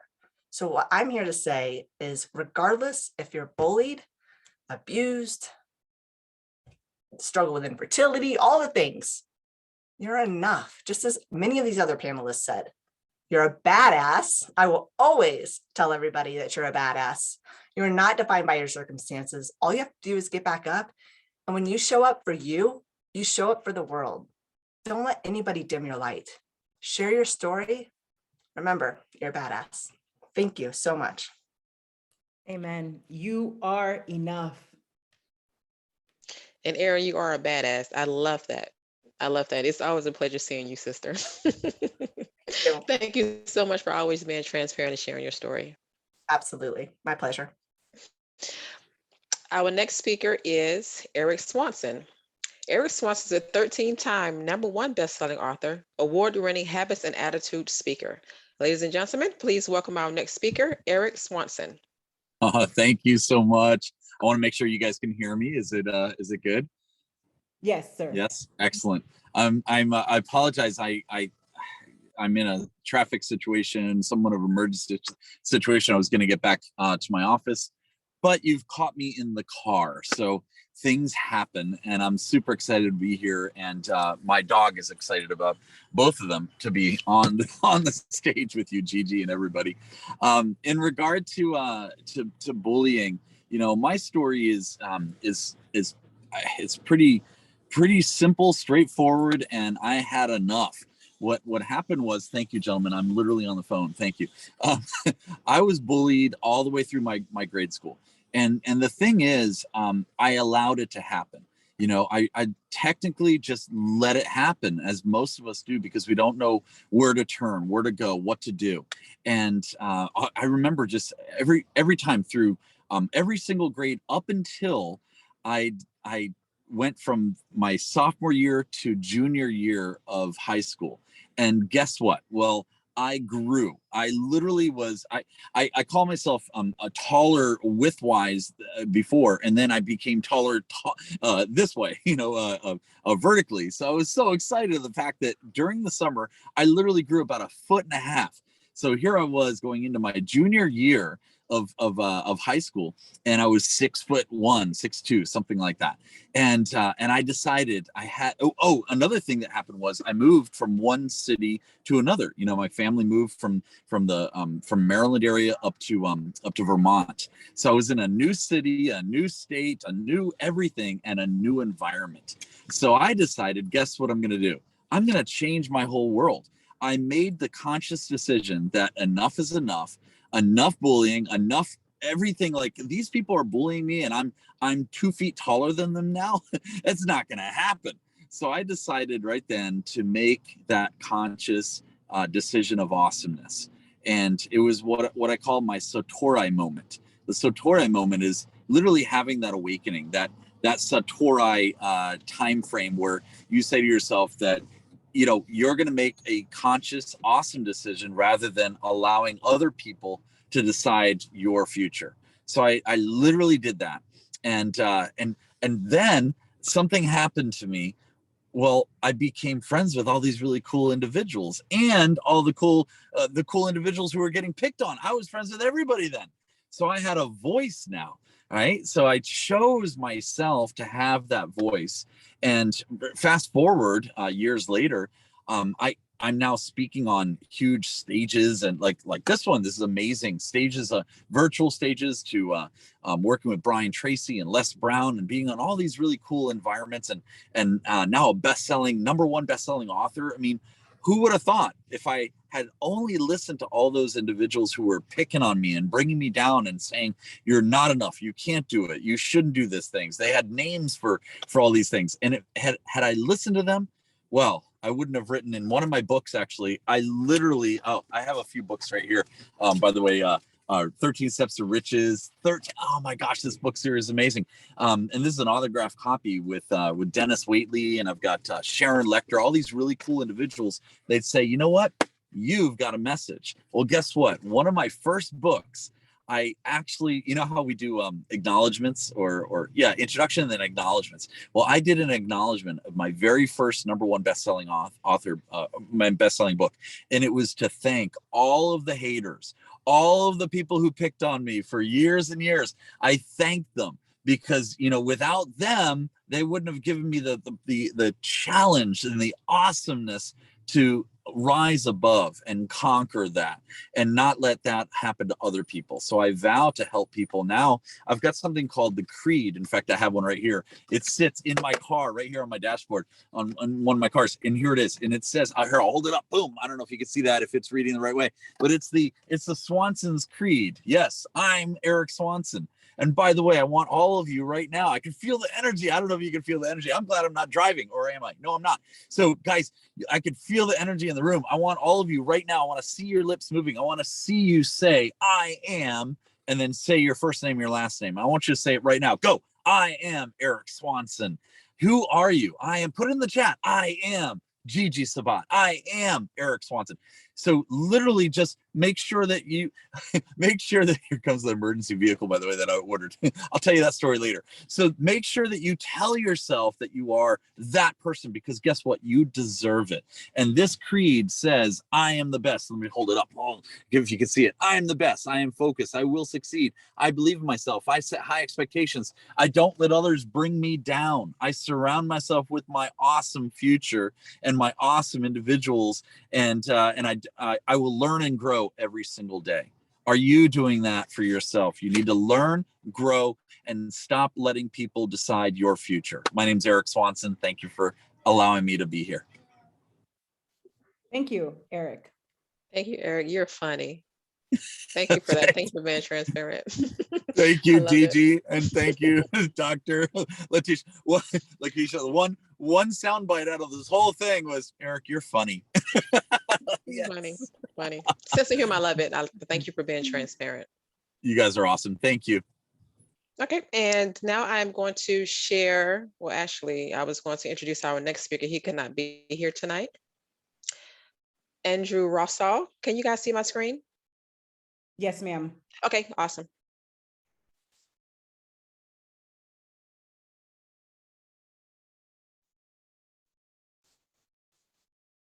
Okay, one moment.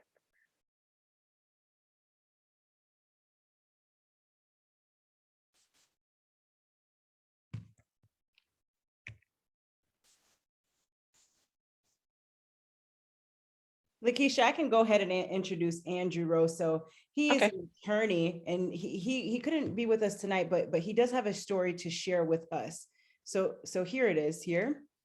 Can you all see the screen? Okay. Hi, my name is Andrew Rosso, and I'm a practicing technology attorney based in Austin, Texas. When I was 13 years old, I was sexually assaulted at a Jewish summer camp for boys and girls by my male counselors. It wasn't until July of 2020 that I finally shared my story. Being in media as not just an attorney, but as a journalist and an entrepreneur, you see a lot of things, you come across a lot of people. And the ability to tell other people's stories in a way that isn't always told accurately or in a way that should be told has become my mission ever since I entered the world of journalism.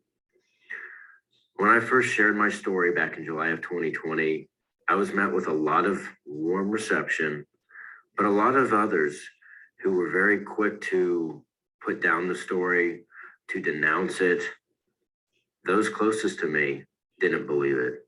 Those closest to me thought that it was an attempt to kind of elevate myself in the media. And that's the problem we face today. That's a problem a lot of us face today, is the notion of being shamed or put down for telling a story that is so vulnerable and raw that it makes others feel uncomfortable, that they have to put you down. At 32 years old, I took the path towards law to help others feel as if they aren't alone. When it happened to me, I was alone. I was miles and miles away from my family in a different state. I was young enough to where I didn't really understand or appreciate what was happening to me, but I was told what I needed to do, what I needed to say. And if anybody ever asked, I was brainwashed in a lot of ways to just give the answer that I needed to. And for many years, I didn't think anything of it. For many years, I blocked it out until 2 years ago, where something happened in the world of media as part of a company that I was involved with, a toxic workplace, to where it started to bring up memories that I thought I had moved on from. It brought up memories that I thought were resolved, but never were. And the decision to tell my story as not only a white male, but as somebody in the media, I felt necessary. I felt necessary to finally use my voice in a way that wasn't hypocritical, rather than covering stories about other survivors and speaking out on stories where others were subjected to such horrific events. It was time to tell my story. And for those of you watching, I want to say thank you for being part of this panel, for being in attendance, because these aren't easy topics. These aren't topics that anyone is just okay listening to.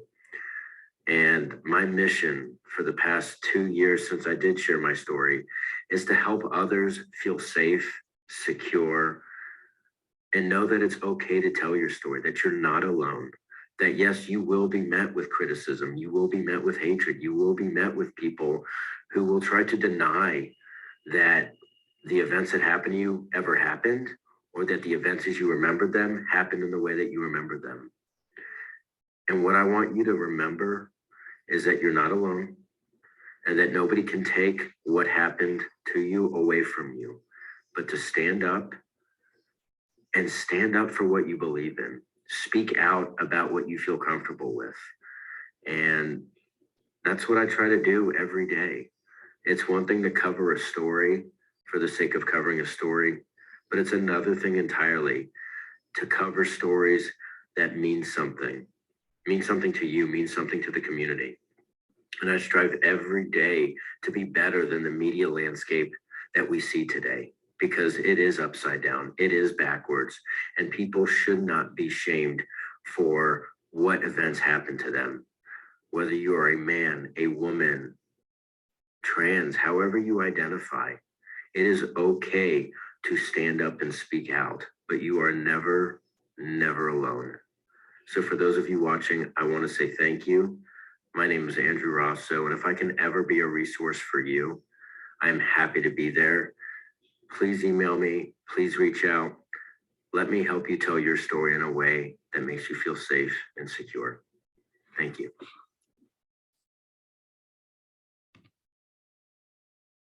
Although Andrew cannot be with us today, just really appreciate him for taking the time to do that video to share his story.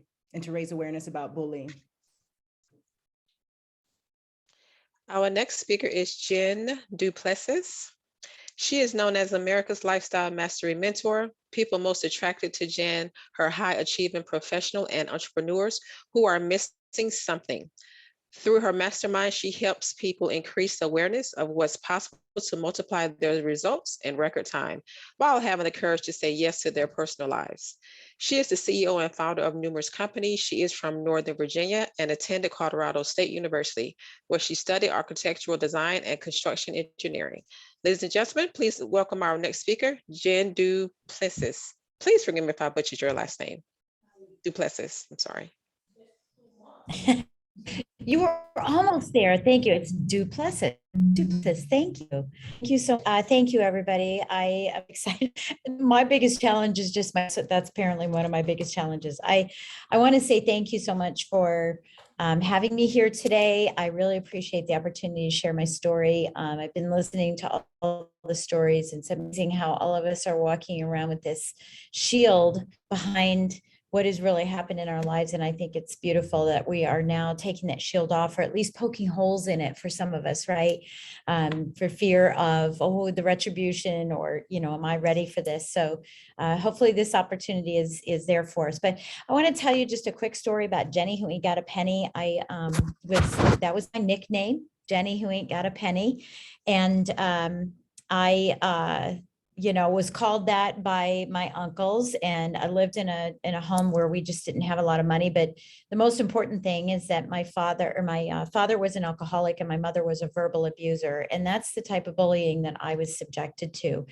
And so it didn't matter if it was, I didn't clean out an ashtray, because back then they smoked like crazy, whether I cleaned out an ashtray right, whether I had the perfect lines in vacuuming the floor and the carpet, whether I had perfect grade school, whether I folded a towel right, it didn't matter. She was a verbal abuser. I didn't look right. I didn't act right. I didn't talk right. I didn't walk right. I didn't respond properly to somebody. And the result of that was my confidence level being lower. And I remember, and I still have all of my grades from school, you know, when I was back in kindergarten and things like that. And they would always say, Jennifer she lacks confidence. Jennifer lacks confidence. And once she has confidence, she's going to, you know, achieve wonderful and beautiful things in her life. And so as a result of that, it became a trigger to avoid conflict in everything that I did. So when I got married at the age of 19 with, you know, my husband, now we've been married for 39 years, I didn't even know how to argue with him. I didn't even know how to fight because I was an only child. So I didn't know how to argue with him. I didn't know how to express my anything that I needed because I lacked that confidence. I didn't want the raised voices, the loud everything. And what ended up happening is, you know, well, let me ask you this question. Do you think I lost opportunities in life? Absolutely.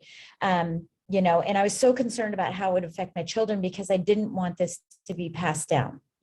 This verbal bullying that a parent can do to a child that can just squash their confidence, squash their worthiness. You know, that was a word that I used many, many times. I'm just not worth it. I'm not worthy, just from verbal abuse. So I knew things had to change. And, you know, I knew that I needed to manifest emotional, you know, my emotional quotient. It's easier to say EQ.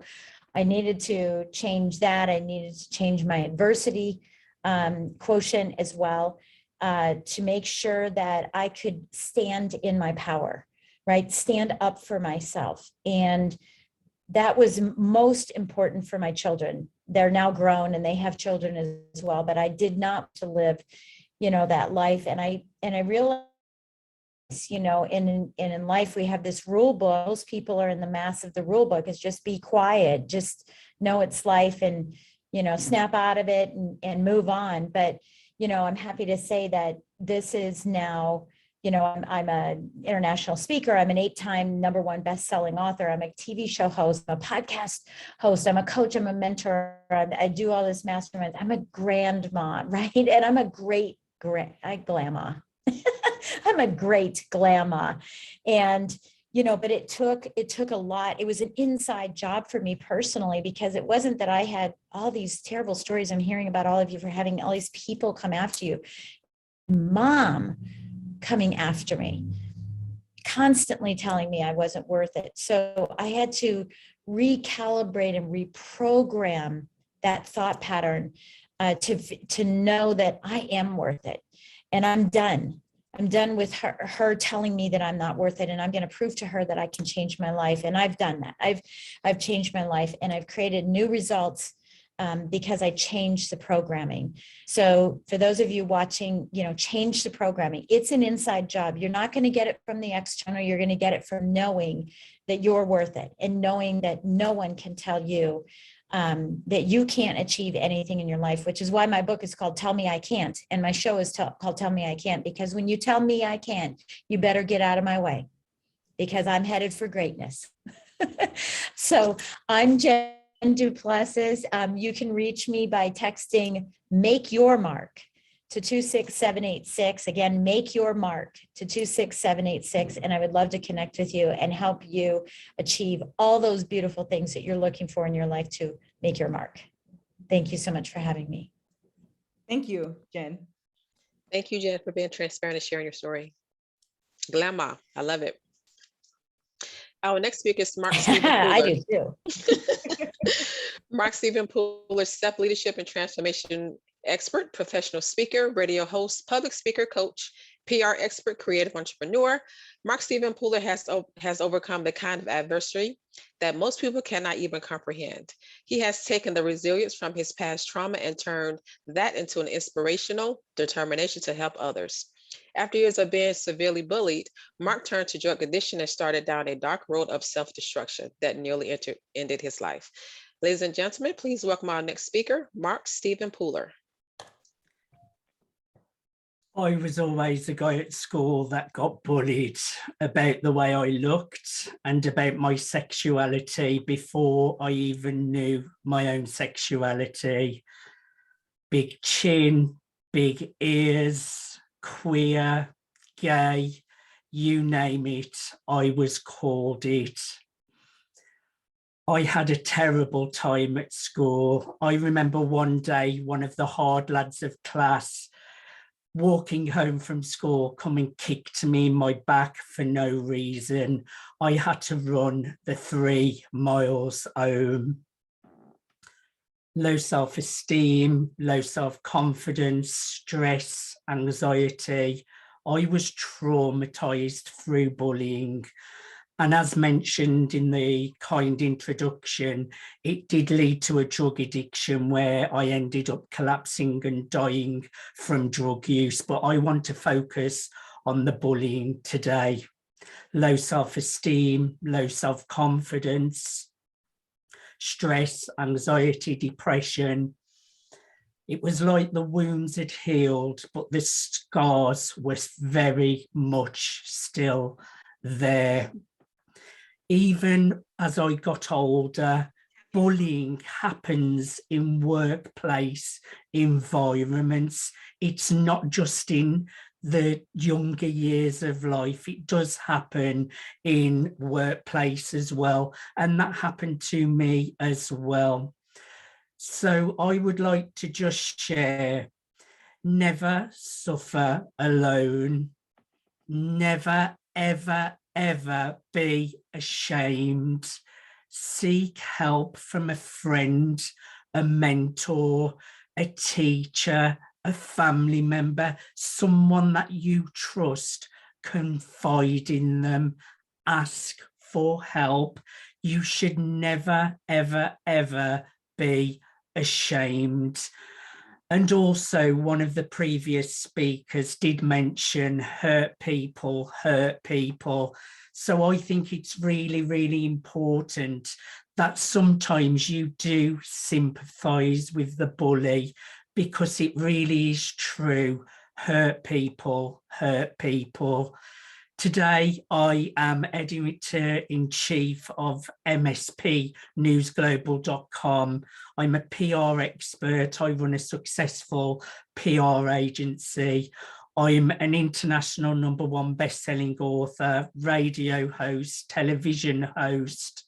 Your past does not define you. What does not kill you makes you stronger. So I just want to finish on never suffer alone, never suffer in silence, and ask for help. Thank you. Thank you, Mark. Thank you, Mark. It's always nice to see you. Thank you for sharing your story. Our next speaker is, what's it, L'Oreal next, Gigi? No. No. Okay. Jackie. Our next speaker is Jacqueline M. Wagner, founder and creator of the Reconnect Method, author, speaker, podcast host, and coach. Ladies and gentlemen, please welcome our next speaker, Jacqueline M. Wagner. Hello, everyone. Thank you for having me here. Thank you, Gigi, for this amazing event. And I am glad to be here to be sharing my story. Not only did I deal with a lot of different trauma, not only from family with bullying, but also throughout childhood. So many speakers have shared today how when bullies come and project out to you, there's something within themselves, or there's something within ourselves that we're not stepping into. And everything is a mirroring effect of what's happening within the world. And that was something that I really found in my own life. I had gone through my parents having a horrific divorce and going right on up. And it was something that really traumatized me. 0 to 7 years old is such an age where we are in the process of building the foundation of what we believe about life, what we feel safe with, what we feel secure with. And then when we go to school and having all of the other bullies that come into our lives compounds that. I call that the compounding effect when I am talking with people. And for me, it was something that I built resilience with it.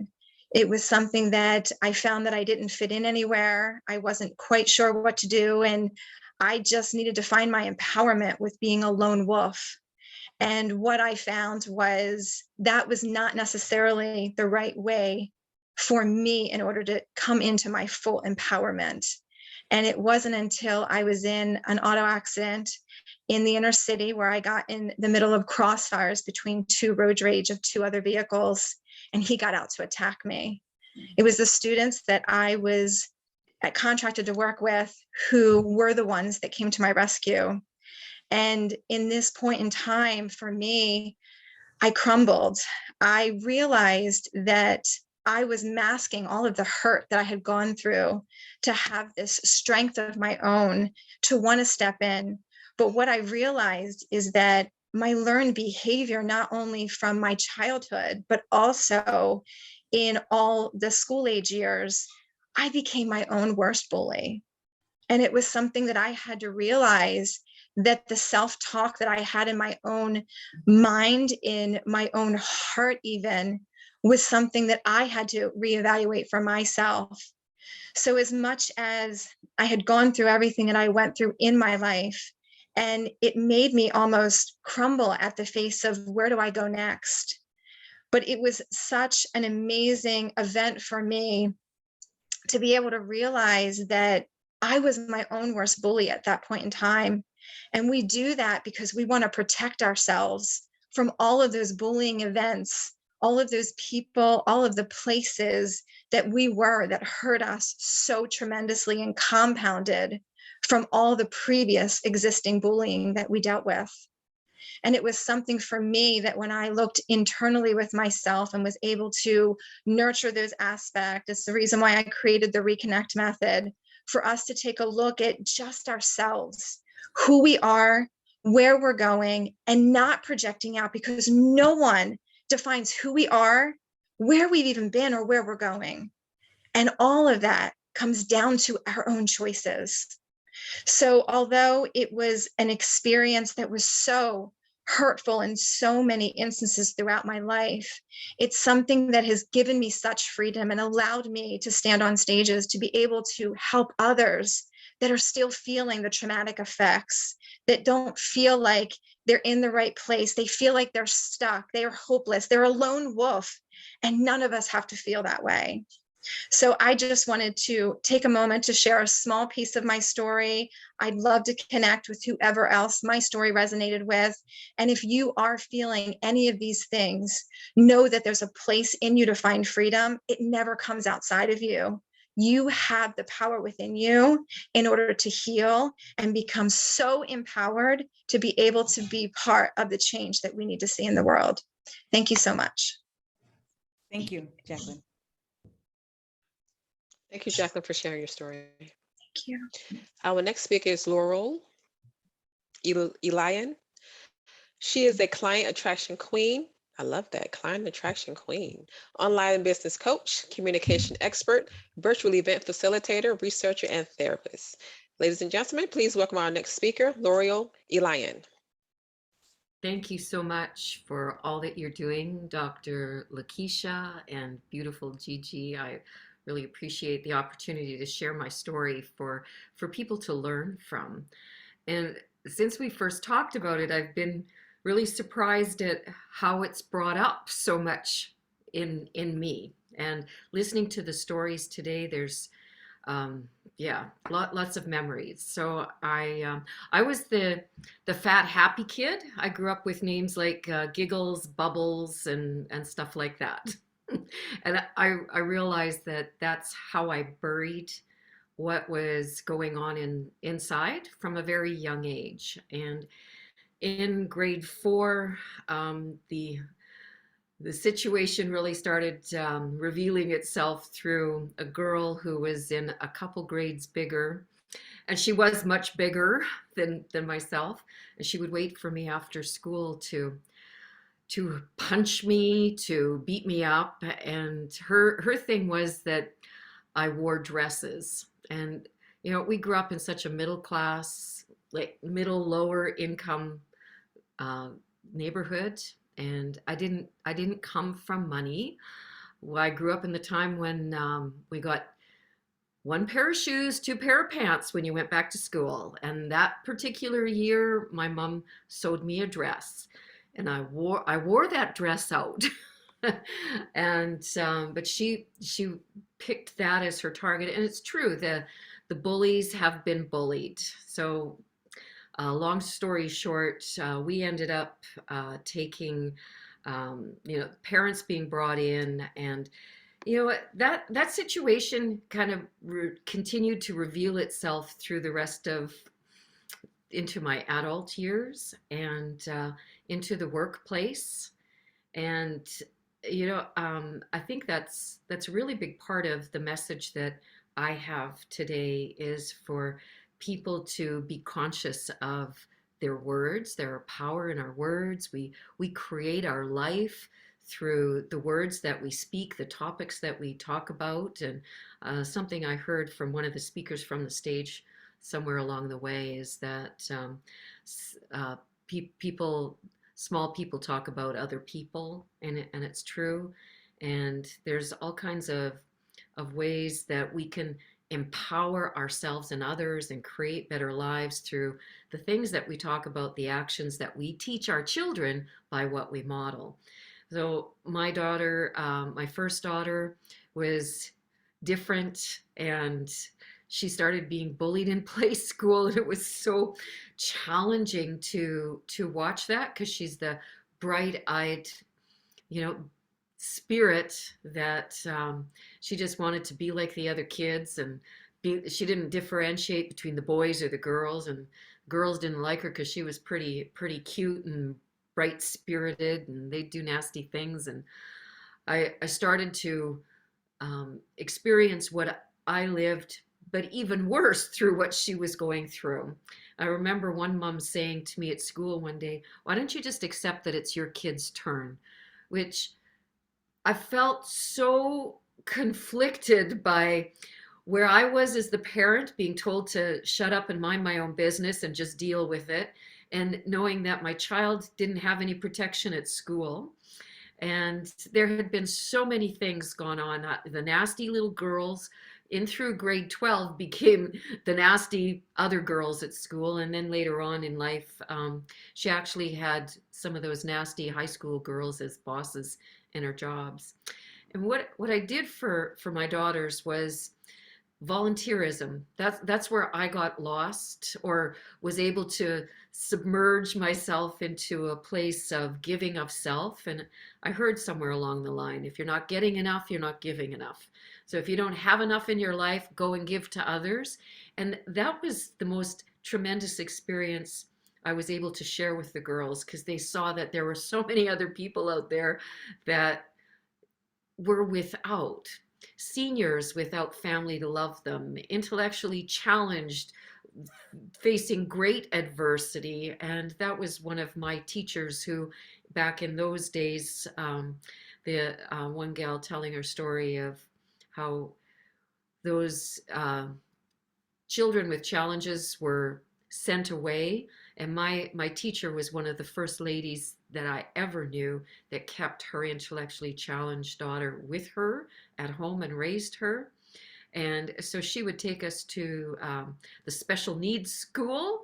We would spend time with them in grade school. It was one of the most fulfilling experiences, because we just had fun. It leveled the playing field. So that's what I did for my children. And I still today, my daughter, I just became Glamma again from that daughter. And I'm so proud of her that she never lost that spirit of, being innocent, even though kids were really awful to her and her teachers ignored, and those who were to help her with her employment ignored and called me an overbearing mom. If I had to do it all over again, I'd go back and tell all of them off, stand my ground with a louder voice. And that's my message to you. And as adults being bullied in the workplace, I have still most recently been experienced being talked down to because I'm trying to make someone else feel less than because I wore my dress. That has nothing to do with anyone else. And that's what's going on with the bullies too. What's going on with you is your situation, and that stuff is their stuff. So be the best version of yourself. Model that for your children, and just focus on being healthy, body, mind, and spirit, and go out and do more volunteer work, do more giving of yourself. And that's my message. Thank you so much, people on the panel, and your stories. I'm close to tears, just feeling so empowered and standing with all of you. Amen. Be the best version of yourself.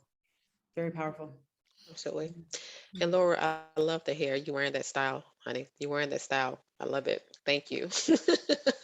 Love it. Thank you so much for sharing your story. Our next speaker is Dory O'Neill. Dory O'Neill is a life purpose coach, helping women to identify their dreams and explore what's next in life. Her personal experience with alcoholism and recovery, surviving an abusive relationship, and letting go of self-destructive behaviors was the catalyst for self-exploration and healing. Ladies and gentlemen, please welcome our next speaker, Dory O'Neill. Thank you so much for having me here. I'm so just blessed to be in everybody's orbit tonight and being a part of all of our circles. When we come together as one, we're stronger, and we make everyone and people that can join our circle can become stronger as well. My story, I didn't really start talking about it until earlier this year. I kept being bullied. I kept it a secret for quite some time. And the reason why is because the reason why I was bullied was of my own doing.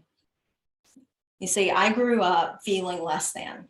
I felt like I needed to prove to everybody that I could be whatever it is that they wanted me to be. And so for that, boys came into the picture, and I decided to prove myself to them. So the summer of my 7th grade year, I made some really poor choices, and I prayed and prayed that they would not say a word. Boys being boys, in this particular case, wanted to tell what they had experienced that summer. So I got on the school bus and I could hear the whisper starting in the back. And I was sitting next to my best friend and I was holding on to her tightly. And I'm thinking, please, no, no, no, no, no, no, no, no, no. And you can hear it come like a wave from the back of the bus coming all the way. They were laughing. They were pointing. They were in my face. And I thought that once I got to school, it would be a little bit better, but it wasn't. And before the end of the day, it was all around the school. And it didn't get better through the school year. It got worse. People would come and shove me into the locker. They would pull my hair. They would stand in my face and call me slut, whore. And how could you do such a terrible thing? How could you? Didn't they know that I was already asking those questions to myself? Didn't they know that I already felt like I was nothing? But they kept treating me the same way over and over and over again. I would cry every morning and beg my mother, please don't make me go to school. I had every sore throat that there was. I had stomach aches. She'd push me on to school, but I couldn't say a word to her about what was going on because it was of my own doing. And it was something that I was raised that we just didn't do. Went to church, and those are things you don't do. Good girls don't do those things. And so I endured it. And I put up with it. And I cried. And I almost took my life. One day after school, I got off the school bus and I went into my stepdad's gun cabinet. And I was going to take my life. By the grace of God, I did not. There was something that shifted inside of me that says, this isn't going to happen today. This is not going to happen. And I was able to face that year. And each year got a little bit easier. And I'd love to say that it stopped. It didn't stop. My hometown is a very small town. And even in college, I went to college in my hometown. Even in college, people talked about me. They probably still do. But I'll tell you something I've learned through all of this. I learned that one of the big lessons is that what other people think about me is none of my business. And when I can hold on to that, I know that as long as I'm taking care of my business, the way that I'm supposed to be taking care of business, I'm good. I also learned many gifts from this experience. I learned I'm a lot stronger than I thought I was, and that I think I am. I learned that you can talk to people. In this instance, maybe I couldn't have talked to my mother, but there surely was some adult that I could have talked to about what I was going through, and they could have understood, but I didn't give anybody that opportunity to even try to understand. And I tried to take care of it myself. And so I lived with this loneliness, and I lived with this for many, many years until this year when I was able to finally say, you know what, this is what happened to me. And my bullying, yes, it started from an action that I took, and I started I was the one that lit the fuse, but I did not deserve the treatment that I got. And for the people that bullied me, I've heard it today, and I love it. I thank them because I am a strong woman now, and I do know who I am, and I have confidence. And now I help other people because I have empathy. I can feel what other people feel. And that's what I do now, is I help other people to deal with the things that they had to live through their lives. So Gigi, thank you so much. I appreciate it. Thank you, Dory. Thank you, Dory, for sharing your story. Our next speaker is Sparkle Lindsay. Sparkle Lindsay is an influential speaker and addictions coach based in Colorado Springs, Colorado. Ladies and gentlemen, please welcome our next speaker, Sparkle Lindsay. It's a pleasure seeing you again, Sparkle. Hey guys, how's it going? I just want to say, Gigi, Lakeisha, it's always good to see you guys, and thank you so much for, I feel honored to always be on these panels. It makes me feel special. You know, my name is Sparkle Lindsay. I am a keynote motivational speaker and author and a recovery coach facilitator for alcohol and addiction. And for me, I have had a heck of a journey, but I like to talk more so, not on addiction, but more so on my autoimmune condition, vitiligo. Vitiligo is a skin depigmentation disorder where one day, like Michael Jackson, and like a lot of us, I will one day be all white. And when I was younger, my father had vitiligo, and a lot of kids made fun of me because of the way he looked. So not only being just an African-American woman and dealing with those hardships, but I also had to deal, and so did my brothers and sisters, had to deal with people making comments about my father's skin. And at that time, people used it towards me, really meanly when I was like 4 or 5. And I didn't really know that I was going to get vitiligo. And I didn't get vitiligo until I was 30, and I'm now 37. And my first experience with my vitiligo, I never really realized it, noticed it, but my first experience is I went to a pool party and I was with a bunch of friends, and we were all in the pool and we were having a fun time. And out of nowhere, people started getting out of the pool. And I didn't really know like what was happening because we were playing with the beach ball and having a good time. And more people started getting out of the pool. So someone had started a rumor saying that my vitiligo was contagious and that people could get really sick from it. And I was in shock, and at that time, I was drinking, at that time. I'm now 2 years and 9 months sober from alcohol and addiction. But at that time, I was drinking because I had started growing or having this, vitiligo that was happening, and people staring at me nonstop and looking at me all these different ways. And out of nowhere, I'm here having a fun time, and everybody decides to leave the pool and refuse to get back in if I didn't get out. So my friends, they stayed in that pool with me. We did not get out of the pool for at least 3 or 4 hours. And one thing they did do is they made sure that we stood strong, and I stood strong in my skin, and in my skin I win because of that. And little did I know that being a motivational keynote speaker, being able to talk about alcohol and addiction openly and vulnerably, but also being proud of my patches, my white skin, and standing strong in that lets people know that no matter who you are, you're dealing with different things every day, and the fact that if you see someone being bullied, stand up and stand out for them, stand up and stand out for yourself. And the way that happens is by falling more and more in love with yourself every day. And so my book, Being a Better Me for Me by Sparkle Lindsay, is the book that helps you do that. Work with yourself from the inside out. Figure out where you fit in your puzzle and how beautiful you are to you. And everybody else, it becomes infectious too. So thank you guys, and Gigi, Lakeisha, thank you guys for letting me share my story again, and I'll see you guys around. Sparkle. Oh, it was a pleasure. Thank you so much again for sharing the story.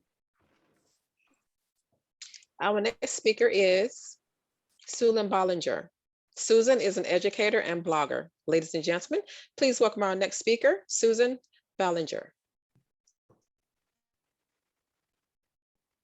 You're muted.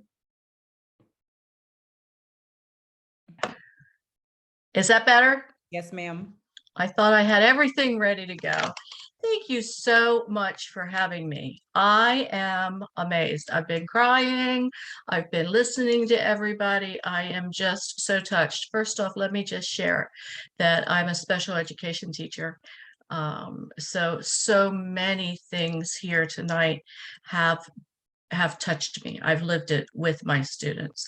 I am a victim of bullying as a child, so I've lived a lot of that, those things too. But I want to talk a little bit about being a victim of bullying in the workplace. I want to make sure that everybody understands that This goes on more than you could possibly ever realize. And let me share with you just a little bit of information that I put together about adult bullies. A bully is afraid of being unmasked and discovered to be a fraud. The bully is possessed by secrets and lies and insecurities. Therefore, the bully attaches those flaws to his victims and carries out unimaginable acts of defamation. In the workplace, that can be something like intimidation, significant intimidation. It can be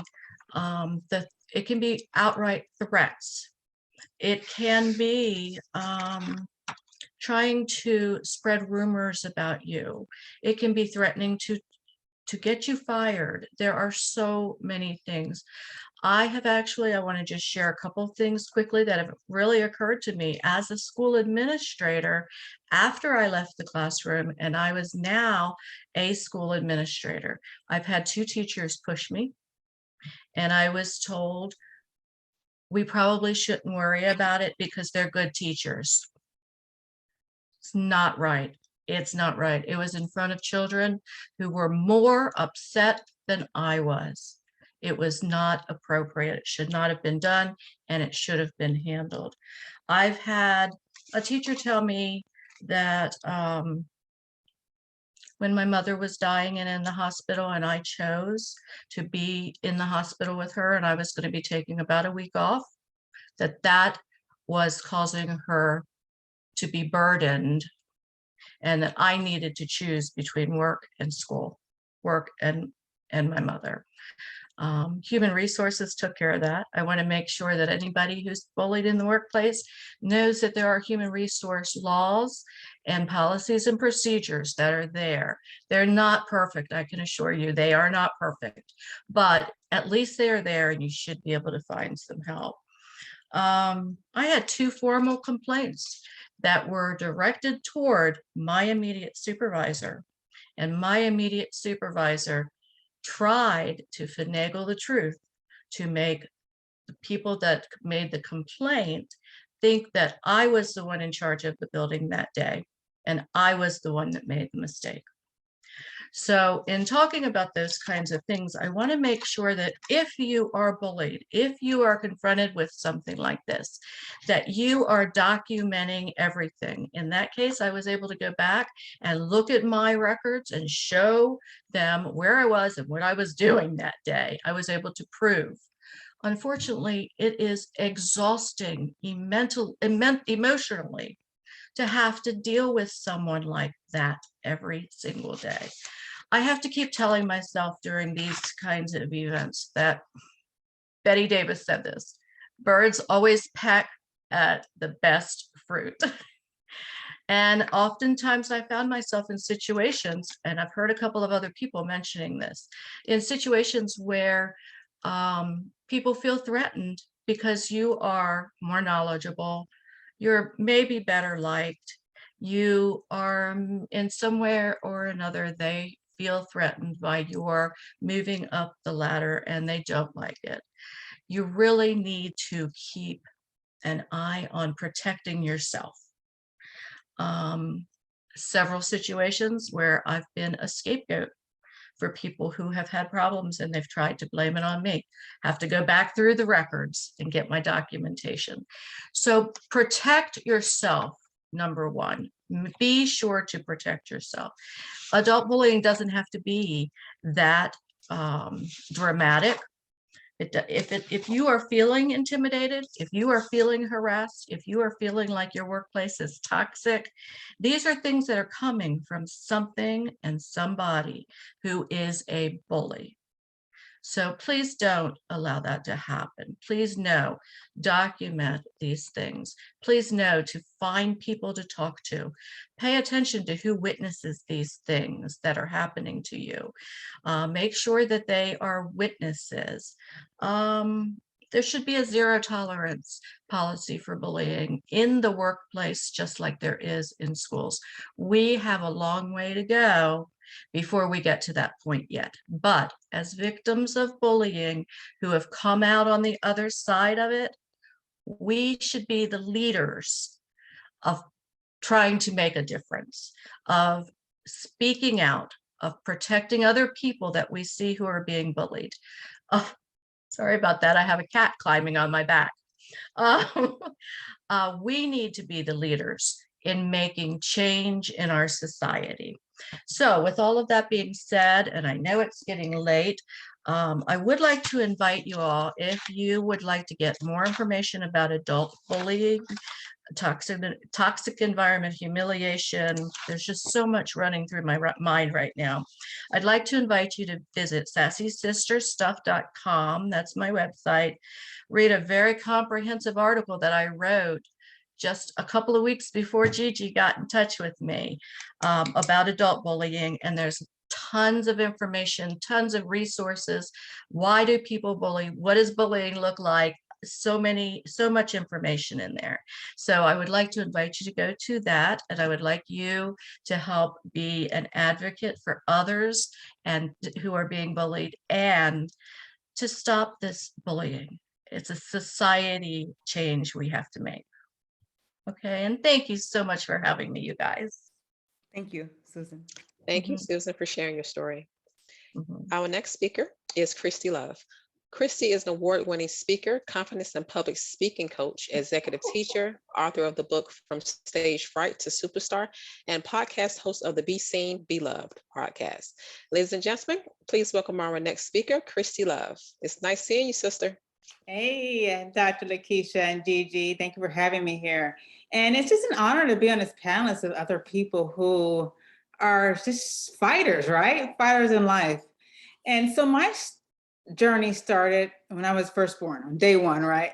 My father looked at me. He wasn't there when I was born, but he came in the room and he looked at me and he said, "That white baby's not mine."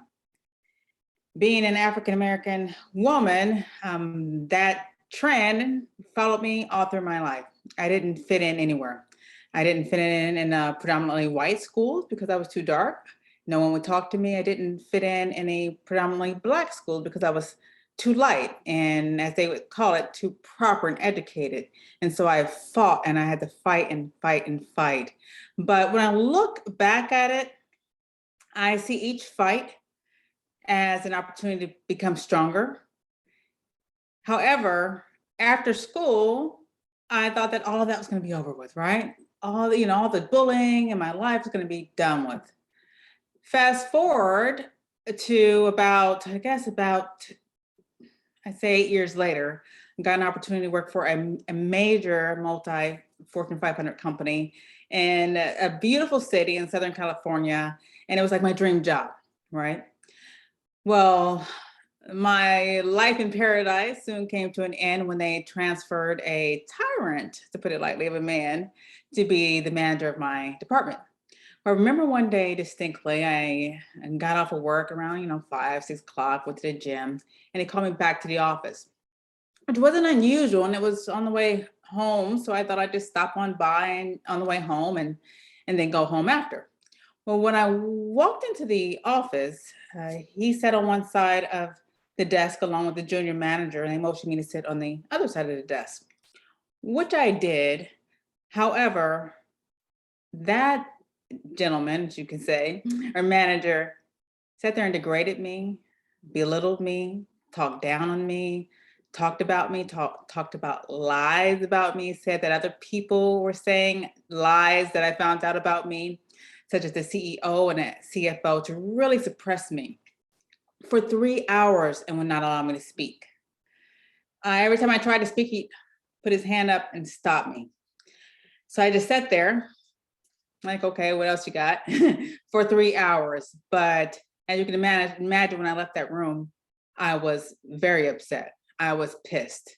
The next day, I called legal counsel and also the CEO's office because I had tried to get help through the company. I went to HR multiple times and they really didn't have time for me. But enough was enough. I told the CEO's office that I had legal counsel on the line and they better do something or I was going to go seek an attorney.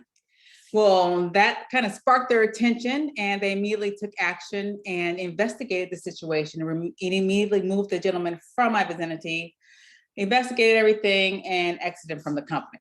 So you would have thought that I won, right? I was victorious, which I was, but all that stress that I endured came back from when I was young, early childhood, being bullied and bullied over the years, and now at work, to the point where I couldn't speak.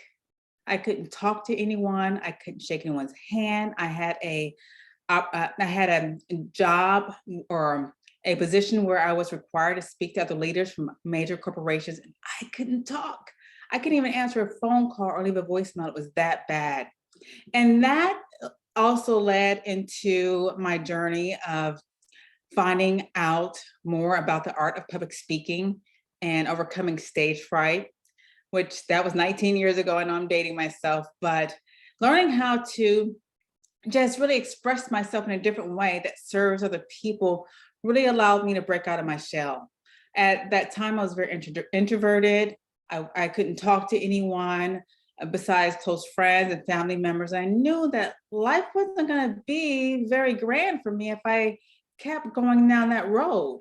And so I took it upon myself to learn this skill and this art of becoming an effective communicator, which led me into doing what I'm doing today.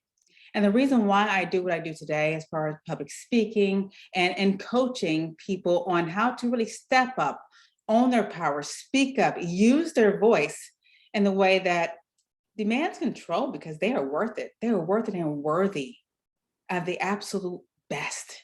And I contribute being able to do this in my lifetime, and this time is now, from all the bullying that I received from the past. You know, every time I got into a fight, every time someone picked on me, the next day I became stronger. I became stronger and stronger and stronger. So I want to let you know that you have the power within you. You have it within you.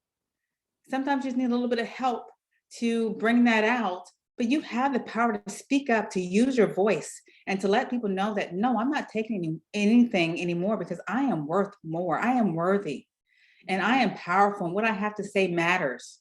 And so I want you to just take it upon yourself to help other people and to use your resilience and your strength that you have carried over all these years to become the absolute best and serve in the best way that you can. And if you need some help with that, definitely reach out to me. You can contact me at beseenbeloved.com/contact and schedule a consult. We'll have a chit chat to see where you are now and how I can help you to use that strength to create greatness. Thank you so much, Gigi and Dr. Lakeisha. Thank you, Christy. It's always a pleasure hearing you speak, sister. Thank you so much for sharing your story. Our next speaker is Paul Can. He's a high performance and executive leadership coach. Ladies and gentlemen, please welcome our next speaker, Paul Can. Hi, everyone. Thank you so much, first of all, Gigi, for having me a part of this amazing panel. I think it's just been an incredible experience so far, just hearing everyone's story. And I think I want to acknowledge you for creating space for this, because not only does this get to be talked about, but the more we can put spotlight on the different stories and the traumas and how prevalent bullying is and what we can do in our part to eradicate it, the more powerful we are overall as a community to really bring bullying to an end. And it was really interesting. I speak on a lot of stages, but as I was preparing for this, I realized that it was very challenging, and it actually took me a while, and I really struggled with it, and I couldn't figure out how and why until I came across a trailer on YouTube for Dear Evan Hansen. And I found myself 3.5 minutes later, completely bawling my eyes out, tears streaming down my face. And it really was then that I realized that even after 2 decades, how deep the cuts and the wounds and the traumas are of my experience with bullying that I had as a child. And that with bullying, even though we can leave the schools and we can leave the buildings and we can leave the work environments, that the effect that it has on us carries well beyond the experience, well beyond that time frame. And I think that part is incredibly important to recognize, because bullying isn't a one-time effect. The effect that bullying has is for a lifetime. And until we stop and do something about it and give space for healing, it will continue to have its effect well beyond when it actually happened. And for myself, I can still remember just the experience of what it was like being in middle school at that time. I can still see the red lockers. I can still hear just the loud chatters around me and the laughing and the joking and the yelling and screaming around me as kids all around me are going off to their classes. I can still hear that loud ring that signified the end of classes and the beginning of the next. And for myself, when I went through junior high, or middle school, I'm from Canada, that's why I call it junior high, but it was already difficult enough as a teenager trying to go through puberty and trying to figure out who you are and where you stand in the world. And for me, I was in a space of really struggling to understand who I was. And the reason for that was because I was born into a girl's body. But what I didn't have words for at the time and what I didn't realize that I now know now was that I was a transgender man. And at that time, all I knew was that all the boxes and all the labels that were around me just didn't fit me in who I was. And I became prime target for the people around me. They didn't know what to do with me. And all they saw was this girl that kind of looked like a boy. And all they knew was that I was different and I was not like them. And I experienced people, all of a sudden friends that would stop talking to me, that would leave me, and I would have no clue why. I was ostracized and I was rejected. And even though I was surrounded by people all around me, I felt completely alone. And I will never forget the experience of one of the girls that I thought was my friend. And she came up to me and looked me in the eye and she said, "Why don't you go put a bag over your head and go kill yourself?" And I thought to myself, wow, there is somebody that hates me so much just for my very existence, just for me being who I am, that they had to go out of their way to tell me to kill myself and to get out of their vicinity and in their life and in their world. And for myself at that moment, at the age of 12 and 13, I thought to myself, why am I here? I didn't see a purpose for my existence. I didn't see why I was here in the world and what purpose I could possibly serve it and where my life could possibly go. And I became suicidal. I simply didn't see beyond what was happening to me at that moment, which I was alone and I was ostracized, and I didn't see beyond the darkness around me. And if it wasn't for one of the moms of my friends that found one of my notes and made her tell her who wrote it, my mom would have never known what I was going through. And if it wasn't for one of my friends that stood up to one of the bullies and told them that if they don't stop, that they're going to go to the principal and have them expelled, that it started changing my experience of what school was. But even though after that, I wasn't in the same school and I went off to high school and I went off to university after, the effects of my experience in that time stayed long after that. I realized through that, I learned and I developed my own belief system that became my default, that I was unworthy, that I didn't matter, that I wasn't enough, that all good things in my life would be taken away from me, and that people in my life leave, that they never stay. And what I didn't realize was that that default system had me going into my adult years constantly self-sabotaging my life to a point where I found myself working a six-figure job. I was living in a penthouse on the verge of separation with my wife, having no joy in my life, filled with anxiety every single day, that I finally realized that something had to drastically be done, and that I would no longer be willing to put up with these beliefs that had been instilled in me, that I didn't matter, that there was no purpose in my life, and that I would never be able to amount to anything. And I went on a journey of deep self-work, of inner work, to really realize at the very core of it that I just didn't love myself. And because I didn't love myself, I put a wall around me and I couldn't receive love from others and I couldn't love anyone in return. And it was the very first time in my life where I gave myself permission to be authentically me, to accept myself as who I am. And when I realized that when I was allowing myself to be authentically myself, that I also shed light on others and gave them permission to really own their voice and own their power.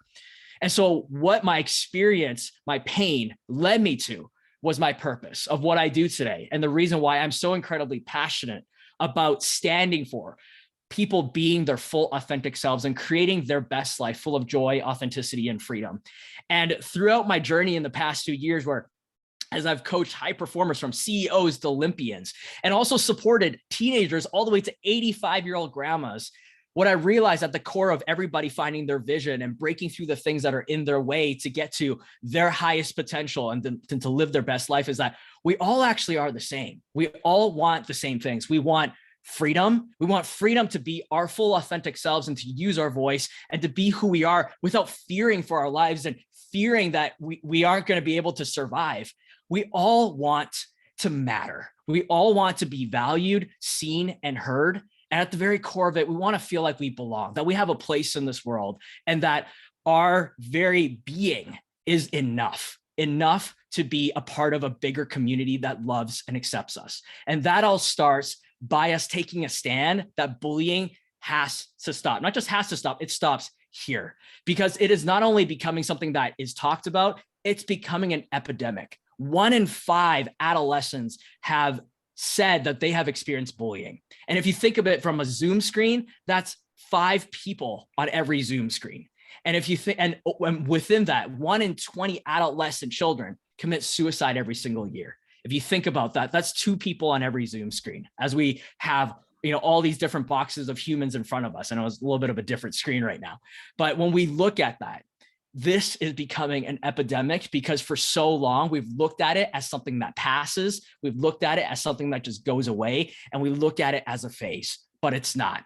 Because it starts with us taking a stand and being a voice for when we see bullying happening, whether it's in the workplace or in schools, that we advocate and condemn the perpetrator in its spot, that this does not get to happen and that it is not acceptable and it gets to stop. And we get to continue to use our voices to advocate for changes in how we handle bullying, both in the workplace and in schools. It's no longer okay to just deal with it and let it pass. We have to take a stand, and the more of us stand together, the more change becomes in the forefront of what actually gets to happen.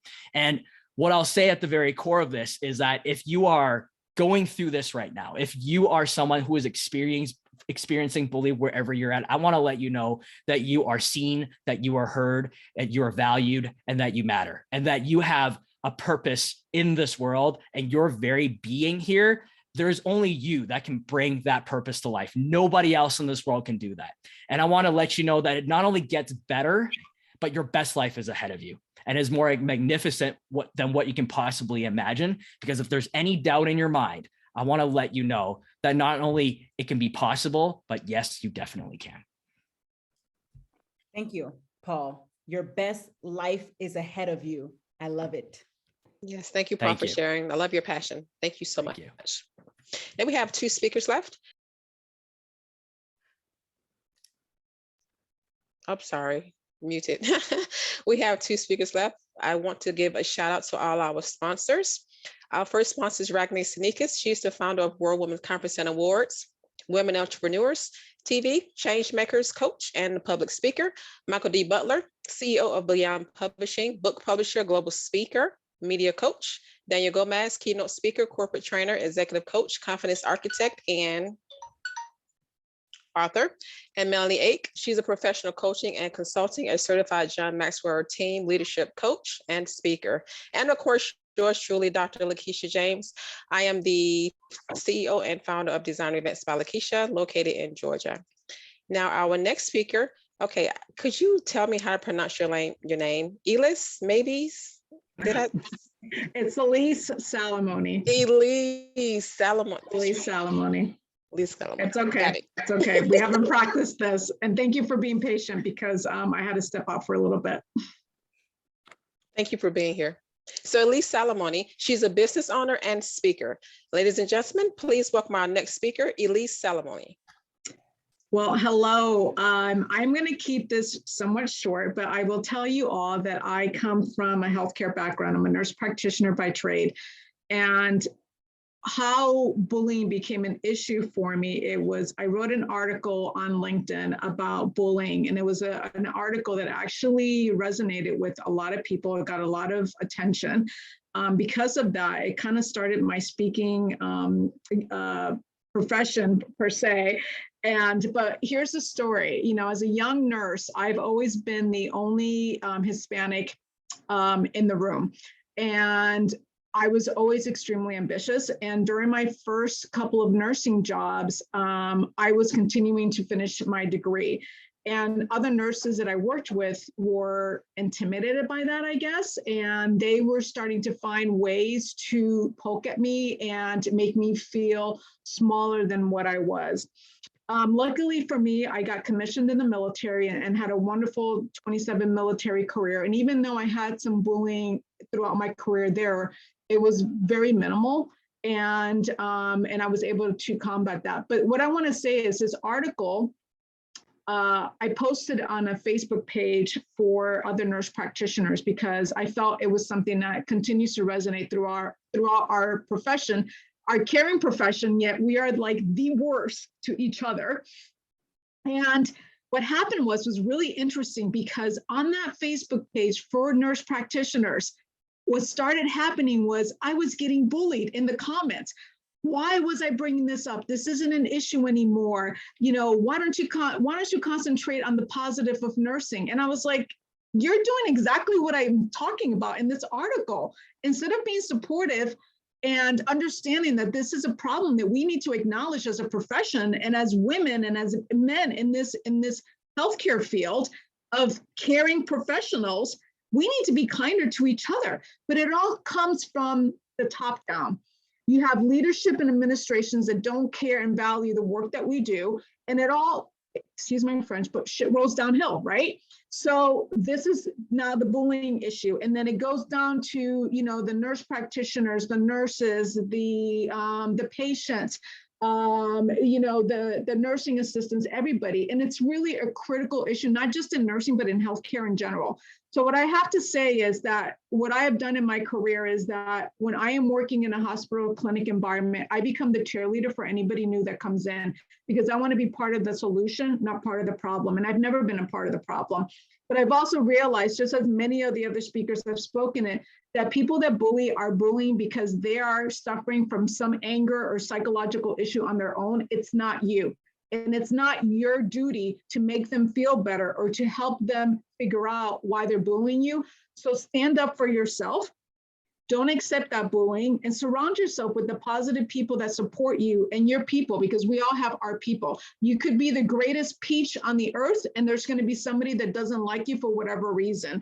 So my whole point of being here really is that as healthcare providers, that the pandemic has decimated our healthcare system. I don't think people realize how critical and what crisis we are in, that if you're a nurse and you're in this space, don't be part of the problem. Do not be part of the problem. Be part of the solution. Support those young nurses that come in, because we're losing nurses, not just because of the bullying, but because of the horrible work conditions that we're all suffering from. But one of the big things is, and I hear this especially for minority nurses, that we seem to get bullied a little bit more. I don't understand that. Don't be part of the problem. Be a part of the solution. Support those new nurses. No matter what, share your knowledge. It's okay. There's enough work for everyone. There's no need to be competitive in the nursing or in any profession because there's abundance for everyone. But in particularly for nursing, it seems like if there's somebody that's going to get their bachelor's or they're a nurse practitioner, all of a sudden somebody's intimidated by that. Why? You can do the same thing if you want. And if you don't want to do it, that's fine. But don't be nasty to somebody who's just trying to further themselves. It just doesn't make any damn sense. But anyways, that's what I have to say. If you're a nurse and you're in a nursing profession, be a part of the solution. Welcome those new nurses, share your knowledge, and stop the bullying. It's be kind to each other. We all have more in common than not. And like the last speaker said, there is life that continues. Be kind to yourself and be a part of the solution, not part of the problem. Thank you. Thank you, Elise. Thank you, Elise. Love your energy. Love it. Thank you so much for sharing your story. Thank you for having me. Our last speaker for the evening Our last speaker for the evening is Dr. Sandra Rizzoli. Dr. Sandra Rizzoli, she has so many initials after her name, guys. DNP, MSN, ED, RN, MHNP. She's an author, #1 patient-nurse relationship and communication, keynote speaker, and forensic nurse educator. Ladies and gentlemen, please welcome our last speaker, Dr. Sandra Rizzoli. It is an absolute pleasure, and thank you so much, Gigi and Dr. James, and to follow Elise. I am the founder and president of Nurses Against Violence Unite, and we are sponsoring United Nurses March in Washington, D.C.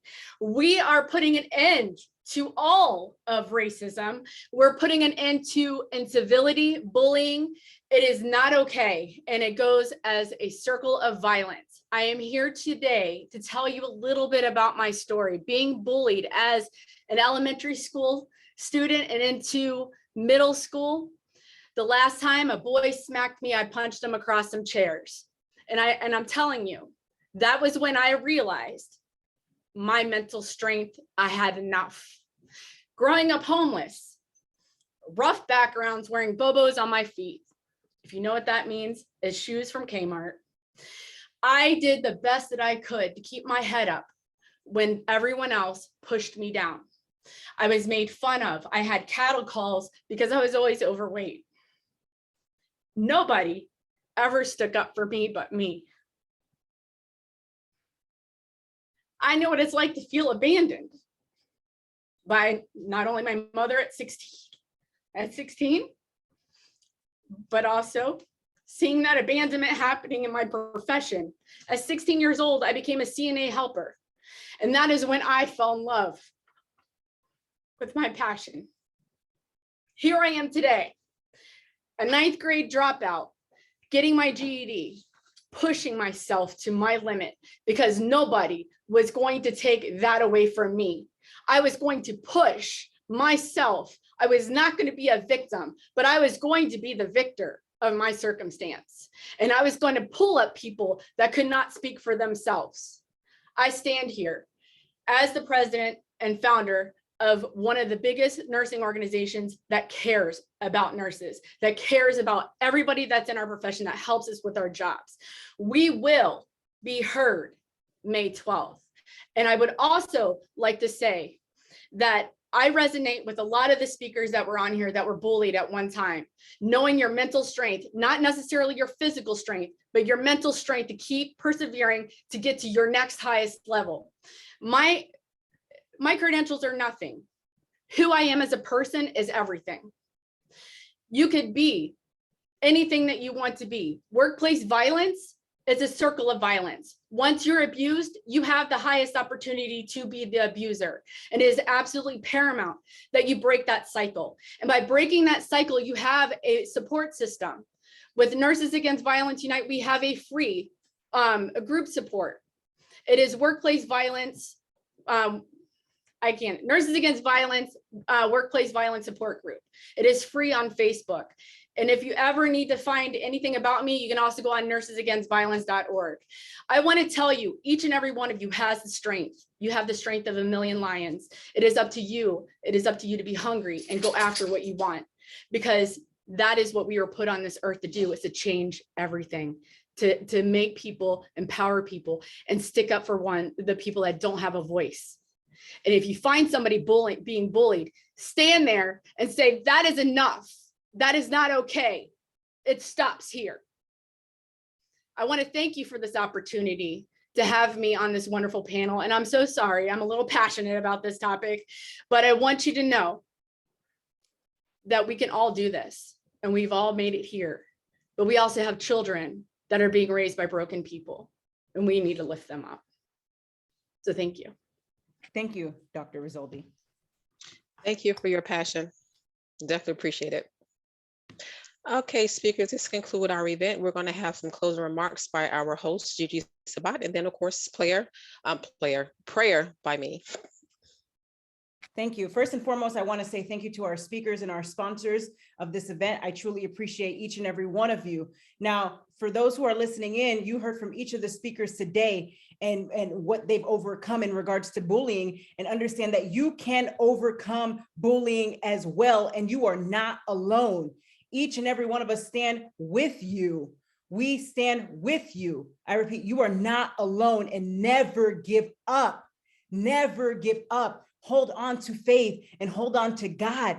And here's the thing in regards to bullying. Bullying can happen to anyone. Bullying can happen to men and women, and it can also happen to any age group. It can happen in any industry. It can happen in the education system. It can happen in any work industry.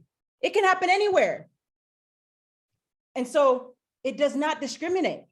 And we have to be aware of that. And we have to continue to raise awareness and educate others about bullying. And it starts with us as expert leaders in our community to do so. And so if you're listening to this message today, again, I remind you that you're not alone. So many folks, they turn to violence or they want to end their lives because of bullying. But if they just knew that they weren't alone and that there is a light at the end of the tunnel, things would be different. Things would be different. And as Mahatma Gandhi says, be the change you wish to see in the world. And by being here today, you all are truly that change. So thank you to each and every one of you. Bow your heads, please. Father, in the name of Jesus, we thank you, Father, for this day. We thank you, Father, for this day that you've made, and we're exceedingly rejoicing in it. We thank you, Father, for each and every speaker that represented this platform tonight. We thank you for the ones that don't know how to share their story yet, Father. We thank you right now for what you're doing, Father. We thank you for continued strength, encouragement, Father, in the mighty name of Jesus, Father. As we always say, our story is not for us, it's always for somebody else. So we thank you right now for choosing us, Father, to live through this journey, Father, that you've given us so we can share our voice, because we are the voice for the voiceless ones. We thank you, Father, for what you're doing on this day, Father. We ask for many blessings. We ask you continue support and strength to these individuals as they embark, Father. And we thank you for each and every person that's attached to each and every person on this screen on today, Father. And we thank you right now for the host, Regeline Gigi Sabat, Father. We thank you for continuously giving her topics to discuss and bringing people together to discuss the topics no one wants to talk about. We ask you, Father, to continue to bless her, Father, and enlarge her territory. And everybody that's on this platform, Father, we thank you for them. We thank you for their life. We thank you for continuous blessings and journey. In the mighty name of Jesus, Father, we give you all the honor, the praise, and the glory in Jesus' name. Amen. Amen. Thank you all. God bless you and be safe. And remember to take a stand and continue to raise awareness about bullying. God bless.